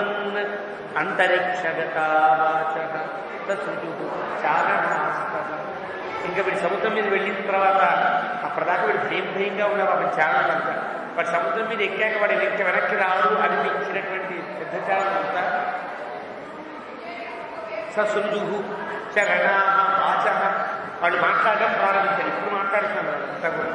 ఏతదంతో దశగ్రీవ అయిపోయి వీడి చావు పోయింది. ఏతదంతో దశగ్రీవ వీడి చావు దగ్గరలో పడింది అని ఒక్కసారి సిద్ధా తదబ్రువన్ గట్టిగా పడింది. ఎందువల్ల రావణాసుడికి నిలిచించారు. ఎందువల్ల ఒక కింద సముద్రపు ఘోష ఉంటుంది, రావణాసుడు వేగం ఉంటుంది. ఇంకా వాడు ఇంకా వినడు, ఆనందంగా లంకకు వెళ్ళిపోతుంటాడు. కాబట్టి ఇప్పుడు మాట్లాడగలిగేది వాడు. అంటే ఆనందం కలిగి వాడు అమ్మయ్య ఇంకా ఇన్నాళ్ళకి వీడి పేడ వదలబోతుంది అని ఏతదంతో దశగ్రీవ. చిన్నప్పుడు ఒక సరదాగా ఒక జోక్ చెప్తుండే, ఒక నచ్చి వాళ్ళిద్దరు మాట్లాడుకుంటారు. ఒక రైల్వేలో ప్రయాణం చేస్తుంటే వాడిలో ఉంటాడు, అరగంటకో మాట మాట్లాడతాడు కదా, మాట లోపలించాడు ఏదో మాట్లాడతాడు, వీడు దానికి సమాధానం చెప్తాడు. ఇంత వచ్చిన తర్వాత ఇంకొక టికెట్ తీసుకునేటువంటి వాడు టీసీ అంటారే అతను వచ్చాడు, అతనికి నెత్తే వాడికి నెత్తే, వాడితో కాసేపు అరగంట మాట్లాడి టికెట్ వేయాలని వాడు ఇద్దరిని తిట్టాడు, గోడ దగ్గర తిట్టాడు, వెళ్ళిపోయాడు. వాడు వెళ్ళిపోయిన తర్వాత ఒక నత్తివాడు కదా పోయాడు కదా అన్నాడు. రెండో నత్తివాడు అనమాట, ఏ ధైర్యం లేదా వాడు ఉన్నప్పుడు అనవచ్చుగా ఈ మాట అంటే, వాడు ఉన్నప్పుడే మొదలెట్టారు, ఇప్పుడు వచ్చింది వాడు ఉన్నప్పుడే మొదలుపెట్టి అది ఇప్పుడు బయటకు వచ్చింది. వాడు లేని సమయంలో బయటకు వచ్చినట్టుగా వీళ్ళ మనస్సుల్లో ఎంత బాధ ఉంటుంది. సిద్ధచారులందరికీ కూడా లోపల ఉడికిపోతుంది. ఎంత తెచ్చాడు పీరిగా, వాడు పీడ వదిలింది అందాం అనుకున్నారు. అలా దిగబట్టుకుని రావణాసుడు సముద్రాన్ని దాటుతున్నప్పుడు అమ్మయ్య పీడ వదిలిందిరా అనుకున్నాను. సరదాగా చెప్తున్న మాట. ఆ తర్వాత సతు సీతాం వివేష్టంతి అంకేనా రాజరావణ. ఇంకా ఈవిడ సీతమ్మ తల్లి ఒడిలో ఉంది కదా, రథం లేదు, రథం లేకుండా తనకు తానుగా ఎగురుతూ తీసుకెళ్తాడు. ఒడిలో ఈ 10 చేతులలో ఉండేటువంటి సీత దొర్లి కింద పడిపోతాము సముద్రంలో. వాడికి అంతకండా సముద్రంలో పడిపోతే కనుక అయిపోతుంది కదా అని అనుకుని ఆ దొరుకుతూ ఉంటే అంకేనాదాయ రావణ. పదములలో మనకి భావన కలగదు, చెప్పిన పదములను బట్టి గుర్తించవచ్చు. సతు సీతా వివేష్టంతీం. తు అనే పదము ఒక గొప్ప సందర్భాన్ని తెలియజేస్తుంది. వివేష్టంతీం సీత, దొర్లిపోయి సముద్రంలో పడాలనుకుని తాపత్రయపడుతున్న సీతను అంకేనాదాయ. అప్పటిదాకా చేతులతో నొక్కిన వాడు కాస్త మళ్ళీ కాస్త తొడని గట్టిగా నొక్కి ఇలా పడుతున్నాడు. ఇలా పట్టుకుని ఇంకా జారిపోకుండా వాడు సీతమ్మని గట్టిగా నొక్కి పట్టి ప్రవివేశ పురీం లంకా రూపిణి మృత్యుమాత్మన. ఇప్పటిదాకా వాడి లంక, కానీ ఇప్పుడు ఆ లంకయే వాడికి మృత్యుకుహరము అంటాడు వాళ్ళు. ఎందువల్ల మృత్యువును తెచ్చుకుంటే మృత్యుకుహరమే కదా. ఇప్పటిదాకా సీతమ్మ జోలికి వెళ్ళలేదు కాబట్టి సుఖంగా వాడు బతికి. ఇప్పుడు మృత్యుమాత్మన లంకా రూపిణి మృత్యుమాత్మన. ఇప్పటిదాకా లంక వాడికి మేలు, నాకు ఇది రాజ్యం అనుకున్న వాడికి కాస్త వాడికి తెలియలేదు. ఇప్పుడు ఆ లంకయే వాడికి మృత్యుభావం కాబోతుంది అని వాల్మీకి సౌభిగమ్య పురీం లంక సువిభక్త మహాపథ సంరూఢ కక్ష్యాబుల స్వమంతఃపురమావిశతు. ఎవ్వరు గమనించరు, ఎవ్వరిని పట్టించుకోవట్లేదు. రావణాసురుడు వాడు రాత్రి ఎలా వెళ్ళాడో తెలియదు, ఎవరికి చెప్పకుండా వెళ్ళిపోయాడు. అంతా వెతుక్కుంటున్నారు. టీవీల్లో అక్కడ ప్రచారం చేయడానికి వీలుగా అనౌన్స్మెంట్ అంతే కదా. రాజు కనిపించకుండా వెళ్ళిపోతాడు, అది భయం కదండి. రాజ్యంలో ఉండేవాడంతా రాజు రాత్రి కనిపించాడు. ఎవరికి చెప్పేవాడు అక్కడ దొంగతనంగా కదా వాడు ముసుగేసుకుని మరీ ప్రదేశాల్లోకి వెళ్ళి రథాన్ని కట్టించుకుని వెళ్ళాడు కదా. కాబట్టి ఇప్పటిదాకా రావణాసుడు ఏమయ్యాడో తెలియనటువంటి కంగారులో వీళ్ళంతా ఉంటే ఎవరు కూడా వచ్చాడు రావణాసుడు అనుకునేటువంటి స్థితి కూడా ఎవరు కలిగించకుండా, ఎవరిని చూడకుండా, ఎవరితో మాట్లాడకుండా చాలా వేగంగా ఆనందంగా లోపడిపోయాడు. తథో సంరూఢ కక్ష్య. ఎన్నో గదులు ఉన్నాయి, ఎన్నో దారులున్నాయి. అన్నీ దాటుకుంటూ స్వమంతఃపురమావిశతు. నేరుగా తన అంతఃపురంలో పడిపోయాడు. సీతమ్మను తీసుకుని అంతఃపురంలో పడిపోయాడు. తత్రతాంగ శోకమోహ పరాయణ విదధే రావణ సీత మయో మాయామివ స్త్రియం. ఇది గొప్ప శ్లోకం. ఒక్కొక్క వ్యాఖ్యాత ఒక్కొక్క వ్యాఖ్యానం చేసిన శ్లోకం. మయో మాయామివ స్త్రియం. తత్ర అక్కడ తన అంతఃపురంలో తనదైనటువంటి ప్రత్యేకమైనటువంటి గది ఉంటుంది కదా, ఆ గదిలో అసితాపాంగ నల్లటి అందమైనటువంటి క్రీగంటి చూపులు కలిగినటువంటి సీత శోకమోహ పరాయణ. సీతమ్మ మోహంలో ఉండిపోయింది. మోహంలో అంటే అర్థం మూర్ఛలో ఉన్నది, అంటే ఏం లేదు, అలా స్పృహ కోల్పోయినట్టుగా ఉంది. శోకమోహ పరాయణ. ఇప్పటిదాకా పాపం ఒకసారి మోహం కలిగినా మళ్ళీ తెలుపుని మాట్లాడింది, చాలా చెప్పింది. కానీ ఇంకా ఈ సముద్రం దాటేటప్పుడే వాడు గట్టిగా నొక్కి పెట్టేటప్పటికీ ఆ ఒత్తిడికి కావచ్చు, లేదా సముద్రాన్ని చూసిన భయం కావచ్చు, ఇంకా నన్ను కాపాడేవారు ఎవరు లేరా అనేటువంటి లోపల కలిగిన భయం వల్ల కావచ్చు, ఆవిడ స్పృహ కోల్పోయినటువంటి సీతను విదధే రావణ సీత. రావణాసుడు సీతమ్మని అంతఃపురం దగ్గర పెట్టాడు. మయో మాయామివ స్త్రీయం. మయుడు అనేటువంటి ఒక విశ్వకర్మ కుమారుడు మాయామివ స్త్రీయం, ఒక మాయా స్త్రీని ఉంచినట్లుగా అంటారు. ఈ పదానికి అర్థం ఏం చెప్పాలో ఎవరో ఒకళ్ళకొకళ్ళు కొత్త అర్థాలు చెప్పారు. ఏమన్నారంటే, రావణాసుడికి ఇదంతా తెలుసు, రాముడి చేతిలో సామాన్యుని సంకల్పించాడు కాబట్టి మాయారూపంగా ఉండే, మాయారూపం అనగానేమి, రాముని యొక్క విచిత్రాన్వయ శక్తి అయినటువంటి సీతను తీసుకుని వచ్చినందువల్ల సీతమ్మ ఇక్కడ ఉంది కాబట్టి సీతమ్మను వెతుక్కుంటూ రాముడు ఇక్కడ వచ్చి నన్ను చంపేస్తాడు కాబట్టి హాయిగా చనిపోవచ్చు అనే ఆత్మజ్ఞానం కలిగిన వాడే అని ఒక ఆయన రాశారు. తిలక వ్యాఖ్యానంలో అది ఎలా అవుతుంది? తెలిసి వచ్చినవాడా? మళ్ళీ గోవిందరాయ స్వామి వారు ఎలాగా ఇది ఎలా కుదురుతుంది? కుదిరే అవకాశం లేదు. ఈ సర్గ చివరిలోనే వాడు అజ్ఞానాత్తు మోహాత్తు అని వాల్మీకి ప్రయోగించాడు. వాడి మోహం వల్ల, అజ్ఞానం వల్ల, దుర్బుద్ధి వల్ల అని వాల్మీకి నేరుగా చెప్తున్నాడు. కాబట్టి వీడికి ఆత్మజ్ఞానము ఇవేం కలిగే అవకాశమే వీడికి లేదు. వీడు చావు కోసమే. చావు కోసమే అంటే తనకి తానుగా అనుకుని చావు కోసం కాదు, వాడు చేసిన పని వల్ల చావు తప్పనిసరిగా వచ్చే దిశగా వాడు చేసిన పనిని మయో మాయామివ స్త్రీయం. మాకు దీనికి అర్థం ఏం చెప్పాలి అనంటే, కిష్కింధాకాండ చివరిలో ఉండే ఘట్టాన్ని ఇక్కడ అన్వయింప చేసుకుంటాం. కిష్కింధాకాండలో ఒక పెద్ద గుహని తయారు చేసి మయుడు తన కుమార్తె కోసమని ఆ గుహకి కాపలాగా అందులో స్వయంప్రభ అనే ఒక ఆవిడ్ని ఉంచుతాడు. స్వయంప్రభ ఆ గుహలో ఉంటుంది. స్వయంప్రభ అనే దివ్యమైనటువంటి దేవతామూర్తిని ఒక గుహలో పెట్టినట్లుగా అని అర్థాన్ని చెప్తారు. సీతమ్మ గొప్ప దేవతామూర్తి. వారి యొక్క అంతఃపురంలో అంటే అనేక రకాలుగా సౌకర్యములతో కానీ ధనధాన్యాలతో తొలతూగేటువంటి ఆ అంతఃపురంలో సీతను ఉంచాడు అని చెప్పాలి. అంతవరకు చెప్పాలి. అబ్రవీక్ష దశగ్రీవ అబ్రవీచ దశగ్రీవ పిశాచీర్ఘోరదర్శనా యథా న ఇమాం పువాన్ స్త్రీవ సీతాం పశ్యతి అసమ్మతః. వెంటనే వాడు ముందు మాట్లాడిన మాట 10 తలకాయలతో చుట్టూ చూశారు.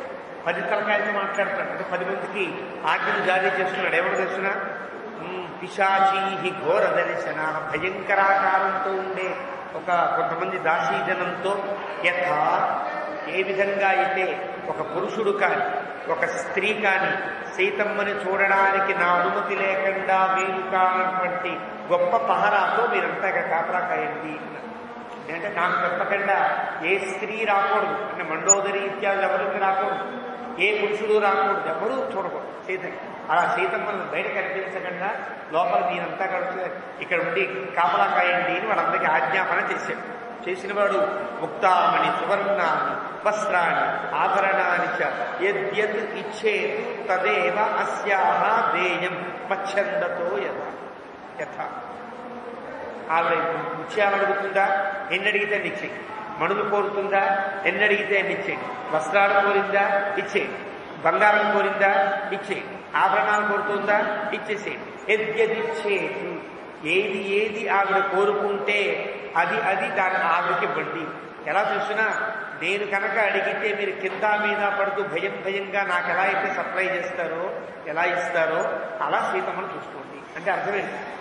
నేను నన్ను ఎంత గొప్పగా, ఎంత వినమ్రంగా, ఎంత భయంగా నన్ను సేవిస్తారో అంత భయంగా నన్ను సేవించండి అని సూచన చేశాడు.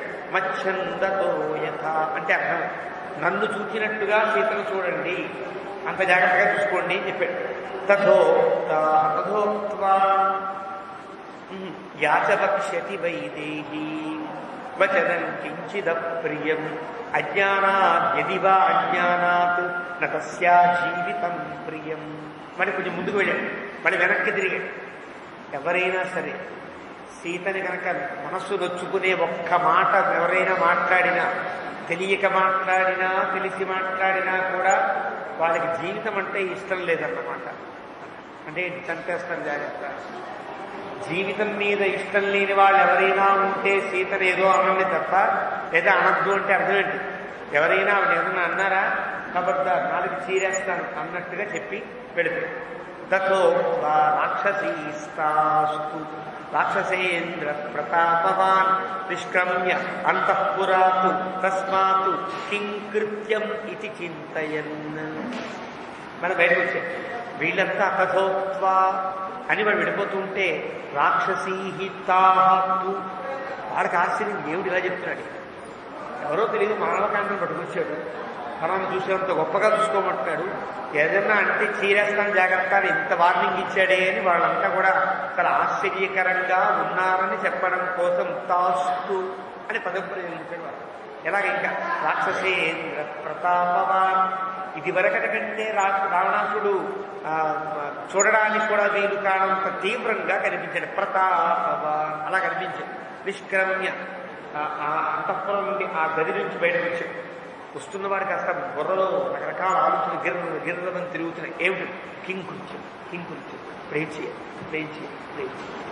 ఏమో తెలియదు కదా భయం. రాముడి సీతను అపహరించారు అనే భయంతో కింకృత్యం. ఎందుకు ఇన్ని 10 సార్లు అంటే 10 తలకాయలు కూడా ఒకేసారి అనుకున్నాయి. కింకృత్యం.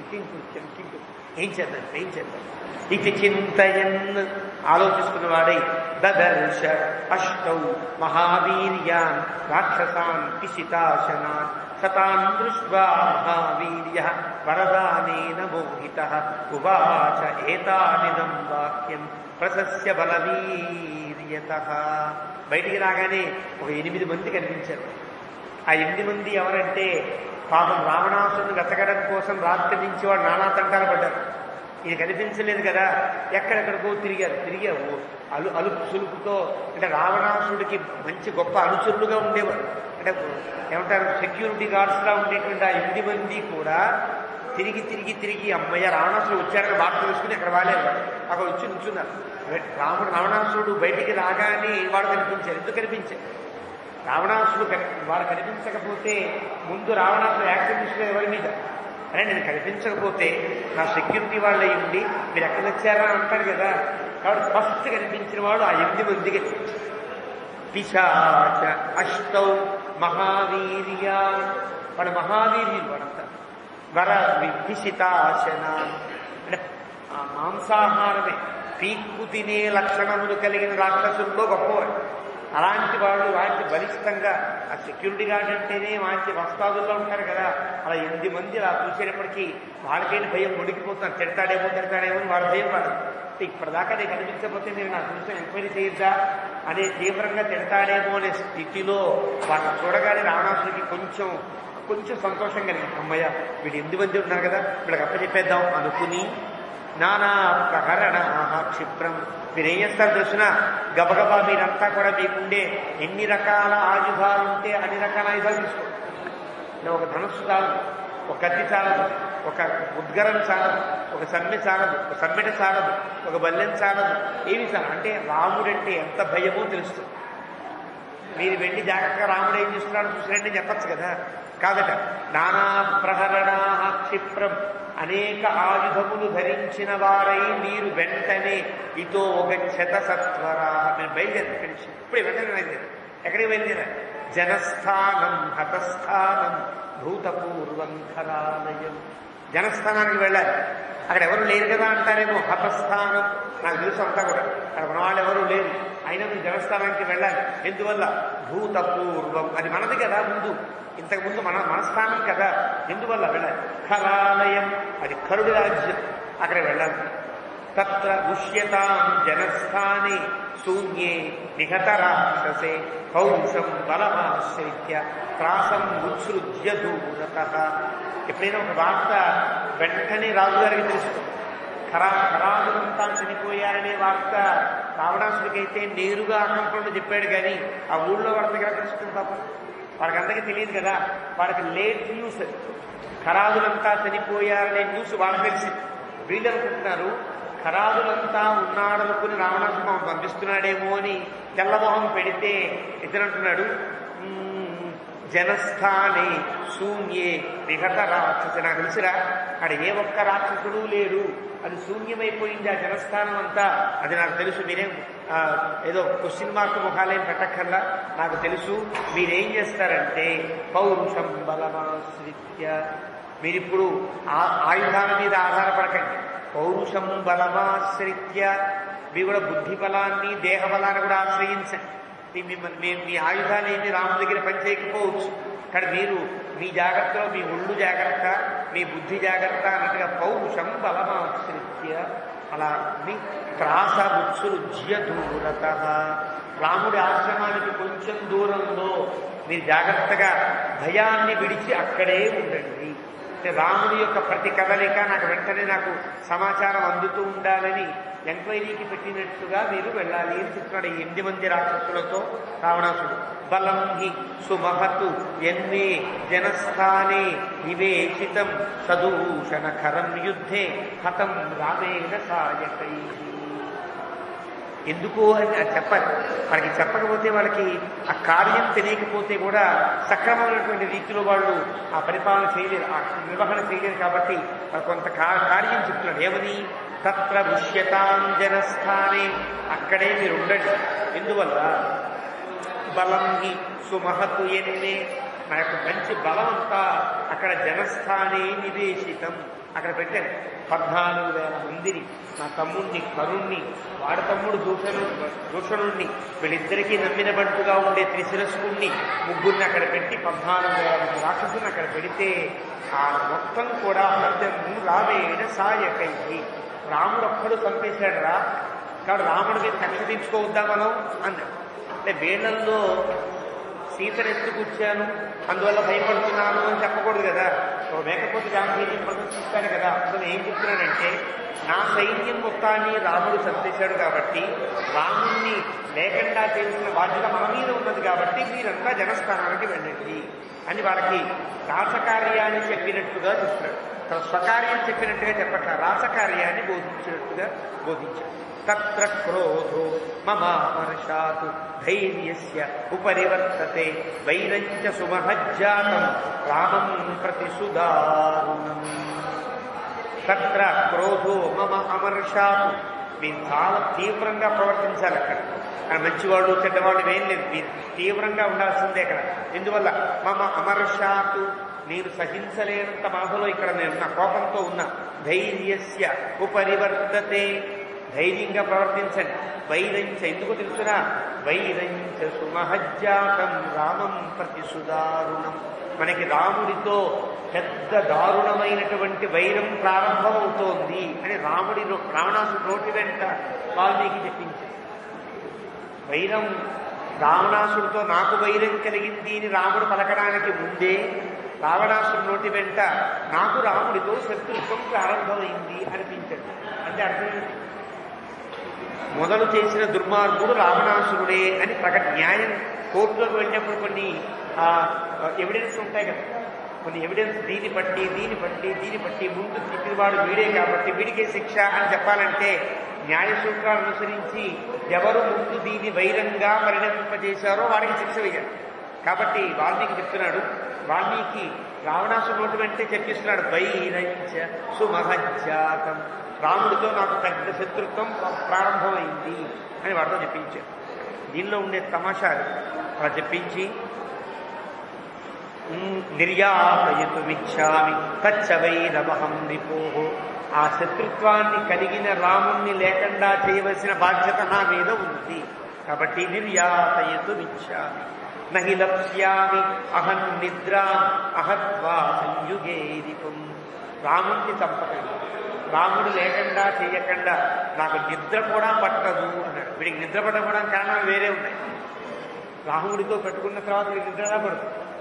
అది చెప్పకుండా అతన్ని చంపితే తప్ప నేను నిద్ర అయినా పోదు, నాకు నిద్ర పట్టే అవకాశం లేదు అని లోపల ఉండే భయము, లోపల ఉండే కోపము ఇవన్నీ తమాషాగా తోస్తున్నాయి, పైకి మాటలుగా తోస్తున్నాయి. ఎలా తెలుస్తున్నా? తంతు ఇదానీమహం హత్వా ఖరదూషణ ఘాతినం రామం షణ్మోపలప్స్యామి ధనం లబ్ధ్వా ఇవ నిర్ధనః. ఒక విశేషం, ఒక ఉపమానం చెప్పేటప్పుడు కూడా ఎలా ఉపమానం చెప్పాలో చేతగాని స్థితిలో వీడున్నాడన్నా అందమైన ఉపమానం కూడా చెప్పాడు గొప్పగా. తంతు ఆ రాముణ్ణైతే ఇప్పుడు తంతు కదా వాడాడు, తంతు ఆ రాముణ్ణైతే ఇప్పుడు ఇదాని అహం హత్వ నేను చంపేస్తాను. ఖరదూషణఘాతినం కరుణ్ణి దూషణ్ణి చంపాడు కదా. రామం శర్మ ఉపలక్ష్యామి ఎప్పుడైతే రాముణ్ణి సంహరిస్తానో లేకుండా చేస్తానో అప్పుడే నేను శర్మ ఉపలక్ష్యామి సుఖాన్ని పొందుతా అని ఊరుకుంటే పర్వాలా. ఎలా ధనం లబ్ధ్వా ఇవ నిర్ధన అంటే నిర్ధనుడైన వాడు ధనాన్ని పొందినట్టుగా నేనున్నాను అన్నాడు. అంటే సీతని కావాలి కావాలి అని కోరుకున్న నేను సీతను పొందగలిగా అనే లోపల ఉండే ఆనందం సీతమ్మని తెచ్చాను అని చెప్పాలి. చెప్తే చిన్నతనం కదండి, ఎక్కిరించ కదా, వాళ్ళంతా ఎక్కిరించారు. చీ ఇంత దొంగతనంగా ఎత్తుకొచ్చావా అంటారు. కానీ చెప్పకుండా ఉండలేనటువంటి స్థితి. ఒక మాట ఒక శుభవార్త లోపల కలిగితే తప్పకుండా ఎవరు ఉండగా లోపల కుటుంబం ఆడిపోతూ కదా.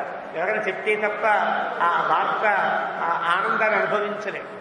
ఇది ఒక పెద్దజీవి స్వామి ఒక అందమైన కథ చెప్పారు. చాలా మంది కథ చెప్పారు. పెద్దజీవి స్వామి ఒక అందమైన కథ చెప్పారు. రాజుగారికి ఎప్పుడు కూడా ఉష్ణీషంతో ఉండేవారు, ఎప్పుడు తలపాగా కట్టుకుని ఉండేవారు. తలపాగా తీసేవారు కాదు. క్షవరం చేయడానికి ఏదో గడ్డం గీయడానికి వచ్చే మంగళవాడితో కూడా అరే తలపాగా మీద చెయ్యి వేయకన్నా గడ్డం తీసుకో అనేవాడు. వీడికేమో ఇంటికో మంగళే ఉంటారు, రాజుగారికి ప్రత్యేక మంగళే ఉంటారు, రాసమంగళే ఉంటాడు, రాసనాపికుడని. వాడు ఎప్పుడు ఆ తలపాగా జాగ్రత్త చేయిపెట్టి అది కదిలితే కనిపిస్తాడు రాజు. తలపాగా జరిగిందా జాగ్రత్త అంటుండేవాడు. మెల్లగా గడ్డం తీసేవాడు, వచ్చేసేవాడు. ఒకనాడు పాపం ఆయనకి ఏదో జబ్బు చేసి జ్వరం వచ్చి వాళ్ళ అబ్బాయిని వచ్చిన జాగ్రత్తగా రాజుగారికి క్షవరం చేసిరా అని అనిపించాడు. వీడు కొత్తవాడు, వీడు వచ్చాడు. వీడు వస్తే వీడికి కూడా అలాగే చెప్పాడు రాజుగారు, రే తలపాగా కదిలిందా జాగ్రత్త, క్షవరం చేయాలి, ఇక్కడి నుంచి తీయాలని తలపాగా పైకి లేపుతూ ఉండాలి, మెల్లగా క్షవరం చేయాలి. వీడికేమో అలవాటు తక్కువ, సందర్భము తెలియదు, వీడికి అలవాటు లేదు కదా. మెల్లమెల్లగా వీడు చేస్తూ తలపాగా గట్టిగా లేపాడు. లేపి తలపాగా లేకపోతే రాజుగారి చెవులు కనిపించాయి. ఎలా కనిపించాయి చూసినా ఇలా లేవు వాడి చెవులు, ఇలా కిందకి చెవి ఉండి పైకి ఇలా ఉన్నాయి పెంచాడు. చూడగానే ఒకసారి బాబు ఏంటి చెవుల్లో పైకి కొమ్ముల్లా ఉన్నాయని రాజుగారి చెవులు గాడిద చెవులు అనుకున్నాడు. అది లోపల ఈ మాట పైకి వచ్చేసింది. రాజుగారి చెవులు గాడిద చెవులు అదే చూసావా అన్నాడు రాజుగారు. చూసారండి తలపా కింద అంతే, నువ్వు చూసావు తలపాగా పెట్టే. మళ్ళీ ఎవరికైనా చెప్పావా ఈ తలకాయ తీసేస్తాను జాగ్రత్త. వీడు కొత్త విషయం కనుక్కున్నాడు కదా, పెద్ద సైంటిస్ట్ లాగా కొత్త విషయం కనుక్కున్నాడు. రాజుగారి చెవులు అలా ఉంటాయి ఎవరికి తెలియదు. అలాంటి రాజుగారి చెవులు ఇప్పుడు చూశాడు. అలాంటి చెవులు చూసేవాడు చెప్పకుండా ఎందుకుంటాడు, చెప్పకుండా ఉండలేడు. చెప్పాడా తలకాయ తీసేస్తాడు కదా. ఈ భయంతో చెప్పలేక ఉండలేక రాత్రి నిద్ర పట్టక కడుపంతా ఉబ్బిపోయి నానావస్థ పడి అడవిలోకి పరిగెత్తి, పొద్దున్నే అడవిలోకి పరిగెత్తి ఒక వెదురు చెట్లు ఉంటే వెదురు చెట్ల మధ్యలో నోరంతా పెట్టి ముఖమంతా పెట్టి రాజుగారి చెవులు గాడిద చెవులు అని గట్టిగా చమ్మయ్యా అని మొత్తం కడుపులో ఉండే గ్యాస్ అంతా పోయినవాడు ఆనందించినట్టుగా అలా చెప్పేసి అమ్మయ్య ఇంకా అయిపోయింది చెప్పేసా కదా అంటే వచ్చేసిన తర్వాత వాడు హాయిగా వీడి పని వీడు చేసుకుంటాడు. అలా ఆవులు కాచుకోవడానికి వెళ్ళే గొల్లవాడు ఆవులు కాచాలంటే చిన్న ఫ్లూట్ కావాలి. ఆ ఫ్లూట్ అంటే ఆవులకు ఇష్టం కాబట్టి ఆ ఫ్లూట్ వాయిస్తుంటే ఆవులు కంట్రోల్లో ఉంటాయని వాడు ఆ వెదురు కొర చెట్ల దగ్గరికి వచ్చి అక్కడ లేతగా ఉండే ఒక వెదురు కొమ్మ కొడుతుంది. చక్కగా చెప్పుకున్నాడు, దానికి హోల్స్ పెట్టుకున్నాడు. చక్కగా ఏదో వాయిద్దామని ఉప్పుకొని వాయించడానికి దాని నుంచి రాజుగారి చెవులు గాడిద చెవులు అని రాగం వస్తుంది. ఆ వేడుకలో నుంచి రాగం పలుకుతుంది. వీడు ఉప్పంటే చాలు రాజుగారి చెవులు గాడిద చెవులు రాగం వస్తుంది. వీడికి ఆశ్చర్యం. ఏదైనా లోకంలో ఒక వింత వస్తువు దొరికితే రాజుగారి కింద కదా, వీడు అయ్యి బాబోయ్ కొత్త వస్తువులో ఉంది, ఏదో మంత్రశక్తి దీనికి ఏదో ఉందని ఆ వేణు జాగ్రత్తగా పళ్ళెల్లో పెట్టుకుని తగ్గ పట్టు వస్త్రం చుట్టి రాజుగారికి బహుమతిలాగా రాజుగారికే తీసుకువెళ్ళి ఇస్తున్నాడు. వచ్చాడు, ఏమిట్రా ఇది కొత్త వింత వస్తువు అండి, ఏమిట్రా అంటే ఇది ముట్టుకుంటే ఉప్పు అంటే చాలు పాదలు పడుతుంది, ఏది వినిపించుతుందా. మంచి పెద్ద సభ సభలో వాళ్ళంతా ఉంటారు, కేవలం కదా, మంత్రులు, సేనాధిపతులు, ప్రజలు అందరూ ఉండగా వాడు తీసి మెల్లగా ఇలా అనగా రాజుగారి చెవులుగా చెవు ఏదైతే ఎవరికి తెలియకూడదనుకున్నాడో రాజుగారు అది మొత్తం సభలో తనకు తానే ప్రకటించినట్టు అయింది. లోపల ఏది ఇవ్వడదయా ఎవరికి అని సరదాగా ఈ కథ చెప్తుంది. వీరికి రావణాసుడికి కూడా ఇంత గొప్ప ఘనకార్యం చేశా నేను, చెప్పకపోతే ఎట్లా అనుకున్నాడో ఏమిటో. లభం ధనం లబ్ధ్వా ఇవ నిర్ధన, ఇన్నాడు నాకు ధనమే లేదు, ఇప్పుడు ధనాన్ని సంపాదించుకున్నా అంటారా? రాముణ్ణి చంపి నేను సుఖంగా ఉండాలంటారా? ఇన్నాళ్ళకి నేను ధనం నిర్ధనుడైన వాడు ధనాన్ని పొందినట్టుగా ఆనందిస్తున్నానంటారు. అంటే ఈ మాట సీతను పొందాననే ఆనందాన్ని దాచుకోవాలనుకున్న రావణాసుడు దాచుకోలేని దౌర్భాగ్య స్థితిలో చెప్పిన ఉపమానంగా పరిగణించారు. అలా చెప్పేశాడు పైకి. చెప్పిన తరువాత జనస్థానే వసద్భిస్తూ, జనస్థానంలో ఉండేటువంటి వీరంతా జాగ్రత్తగా మళ్ళీ చేరుకున్నాడు. అమ్మో అసలు రహస్యాలు చెప్పేస్తానేమో అన్నట్టు చేరుకుని జనస్థానే వసద్భిస్తూ, జనస్థానంలో ఉన్నప్పుడు భవద్భీ రామమాశ్రిత ప్రవృత్తి ఉపనేతవ్య కింకరోతీతి తత్వతః. జాగ్రత్తగా పరిశీలించండి రాముణ్ణి. రాముని యొక్క ప్రవర్తన ఎట్లా ఉంది, రాముని కదలిక ఎట్లా ఉంది. రామం ఆశ్రిత ప్రవృత్తి ఉపనేతవ్య, ప్రతి క్షణము ప్రతి కదలిక నాకు కింకరోతీతి తత్వతః, ఏం ప్లాన్ చేస్తున్నాడు, ఏ పథకాల్లో చేస్తున్నాడు అవన్నీ నాకు తెలియాలి. అప్రమాదాచ గంతవ్యం, మీరు వెళ్ళేటప్పుడు జాగ్రత్తగా వెనకామని చూసుకుంటూ వెళ్ళండి. అంటే వీడి భయం లంక నుంచి రాముడు ఎక్కడ ఉన్నాడో తెలియదు వాడికి. అంటే లంక దాకా రాముడు వచ్చేసాడేమో అన్న భయం వీడిలో మాటల్లో కనిపిస్తుంది. అప్రమాదాచ గంతవ్యం, మీరు వెడుతున్నప్పుడు కూడా వెనకామని చూసుకోండి, రాముడు ఎక్కడైనా ఉంటాడేమో అన్నట్టుగా చాలా జాగ్రత్తగా లంకకు జనస్థానానికి వెళ్ళండి. సర్వైరపి నిశాచరై కర్తవ్యశ్చ సదా యత్నో రాఘవస్య వధం ప్రతి. మీ ఇంటి ముందేనా అండి మీరు చుట్టూ భయం వేసుకుంది అంటావా? నీకు నచ్చిన వాడు, మీకు నమ్మకంగా ఉండేవాడిని వాడు కూడా చూసుకురండి, ఏం పర్వాలేదు. కానీ జాగ్రత్తగా మీరంతా అప్రమత్తంగా ఉండి జనస్థానంలో జరిగే ప్రతిచర్య నాకు చెప్పండి, తెలియచేయండి అని పంపించాడు వీళ్ళందరినీ కూడా. రాఘవస్య వధం ప్రతి, రాముణ్ణి సంహరించడానికి ఏ అవకాశాన్ని ఇక్కడ ఉన్న అవకాశం నాకు వెంటనే తెలియచేయి. రాముడు ఏమరపాటుగా ఉన్నాడు నాకు వెంటనే తెలియాలి, రాముణ్ణి ఏదో మనం చేయాలి. ఇలాగా ఎంత భయపడ్డాడో ఈ మాటల వల్ల తెలుస్తుంది. ఈ 8 మందిని ప్రయోగించడంలోనే రావణాసుడు సగం చచ్చిన వాడయ్యాడు అని పెద్దలు వ్యాఖ్యానిస్తారు.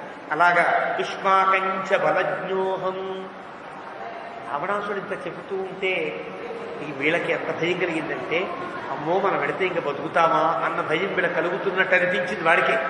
అనిపించి వాడు అంటున్నాడు మళ్ళీ రావణాసుడు, ఇష్మాకంచ బలజ్ఞోహం బహుశోరణమూర్ధని.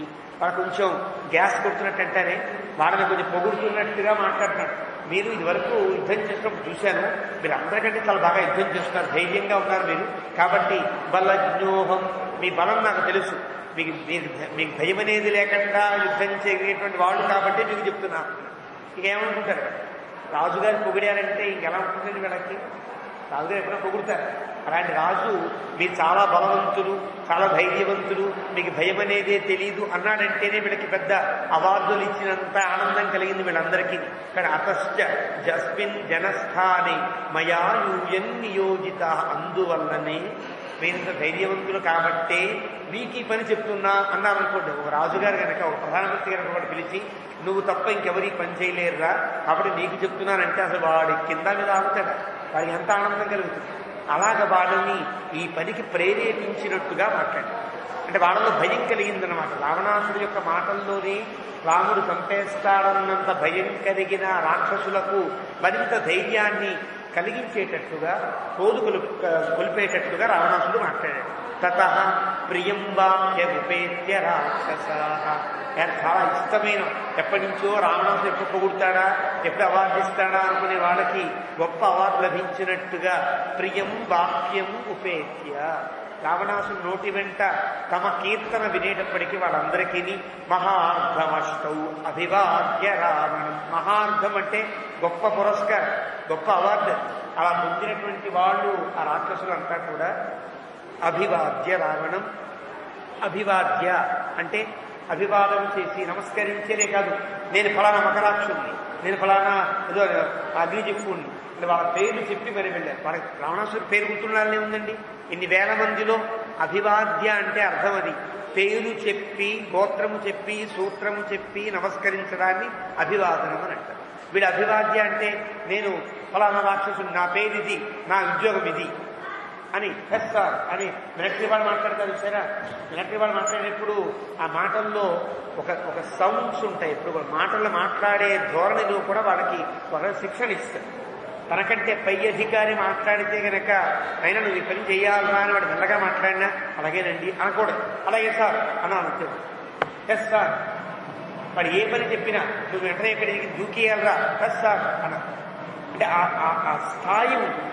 అంటే మంద్రస్థాయి, తారాస్థాయి, మధ్యమ స్థాయి అని 3 తారలు ఉంటాయి. 3 మాట్లాడే తీరుల్లో లక్షణం ఉంటాయి. దీని ప్రాతఃసమనమని, మధ్యాహ్న సమనమని, తృతీయ సమనమని వేదం చెప్పిన పేర్లు. సంగీతంలో పేర్లు ఇవి. మధ్యమ స్థాయి, తారాస్థాయి, మంద్రస్థాయి అని సంగీతంలో పేర్లు. ఈ సంగీతంలో పేర్లనే మన వ్యావహారికంలో మెల్లగా, మామూలుగా, గట్టిగా అని 3 పేర్లతో చూస్తాం. వీళ్ళు ఎలా పలకాలి? గట్టిగా మాట్లాడాలి. గట్టిగా మాట్లాడే వాళ్ళకు తీరు ఉంటుంది. అలాగా వీళ్ళు సార్ నా పేరు ఫలానా అండి, నేను నా పని ఇది అన్నారు. అలా చెప్పినట్టుగా వీళ్ళు అభివాద్య రావణాసుడికి అభివాదన చేసి విఘాయ లంకాం సహితా ప్రతస్థిరే యతో జనస్థానమలక్ష్య దర్శనా. ఇంకా అలక్ష్యం చూడడానికి వీలు కానంత భయంకరమైన రూపములను పొందిన వారై, అసలు వాళ్ళు భయంకరంగానే ఉంటారు. ఇంకా భయంకరాకారం పొందారంటే అర్థం ఏంటి? పులిల తాళ్ళు, ఎముకల గూళ్ళు వేసుకుని ఇంకా భయంకరంగా అలక్ష్య దర్శనులు అంటారు. చూడడానికి భయం కొలిపేటువంటి దర్శనం కలిగిన వారే వాళ్ళంతా లంకను విడిచి మెల్లగా జనస్థానానికి బయలుదేరారు అంటూ వాల్మీకి చెప్పాడు. తతస్తు సీత. వాళ్ళు ఎప్పుడైతే వెళ్ళారో ఒక పని అప్పయ్యారు. కింకృత్యం అని బాధపడిన వాడికి 8 మంది కనిపిస్తే అమ్మయ్య అనుకున్నాడు. వాడొక పని చెప్పాడు. ఇప్పుడు రాముని యొక్క ప్రతి కదలిక నాకు తెలుస్తుంది, చిన్న భరోసా కలిగిందేమో. తతస్తు తూపనం వాడితే వాడికి ఆ భయం తీరింది అని లెక్క వాడి సీతాముపలభ్య సీతను పొందినటువంటి రావణాసురుడు సుసంప్రహృష్ట. వాల్మీకి ప్రయోగంలో తమాషా చూడండి. ఇందాకన సుసంహృష్ట, ఇక్కడ సుసంప్రహృష్ట. అంటే 3 విశేషణాలతో 3 ఉపపదాలతో వచ్చినాయి.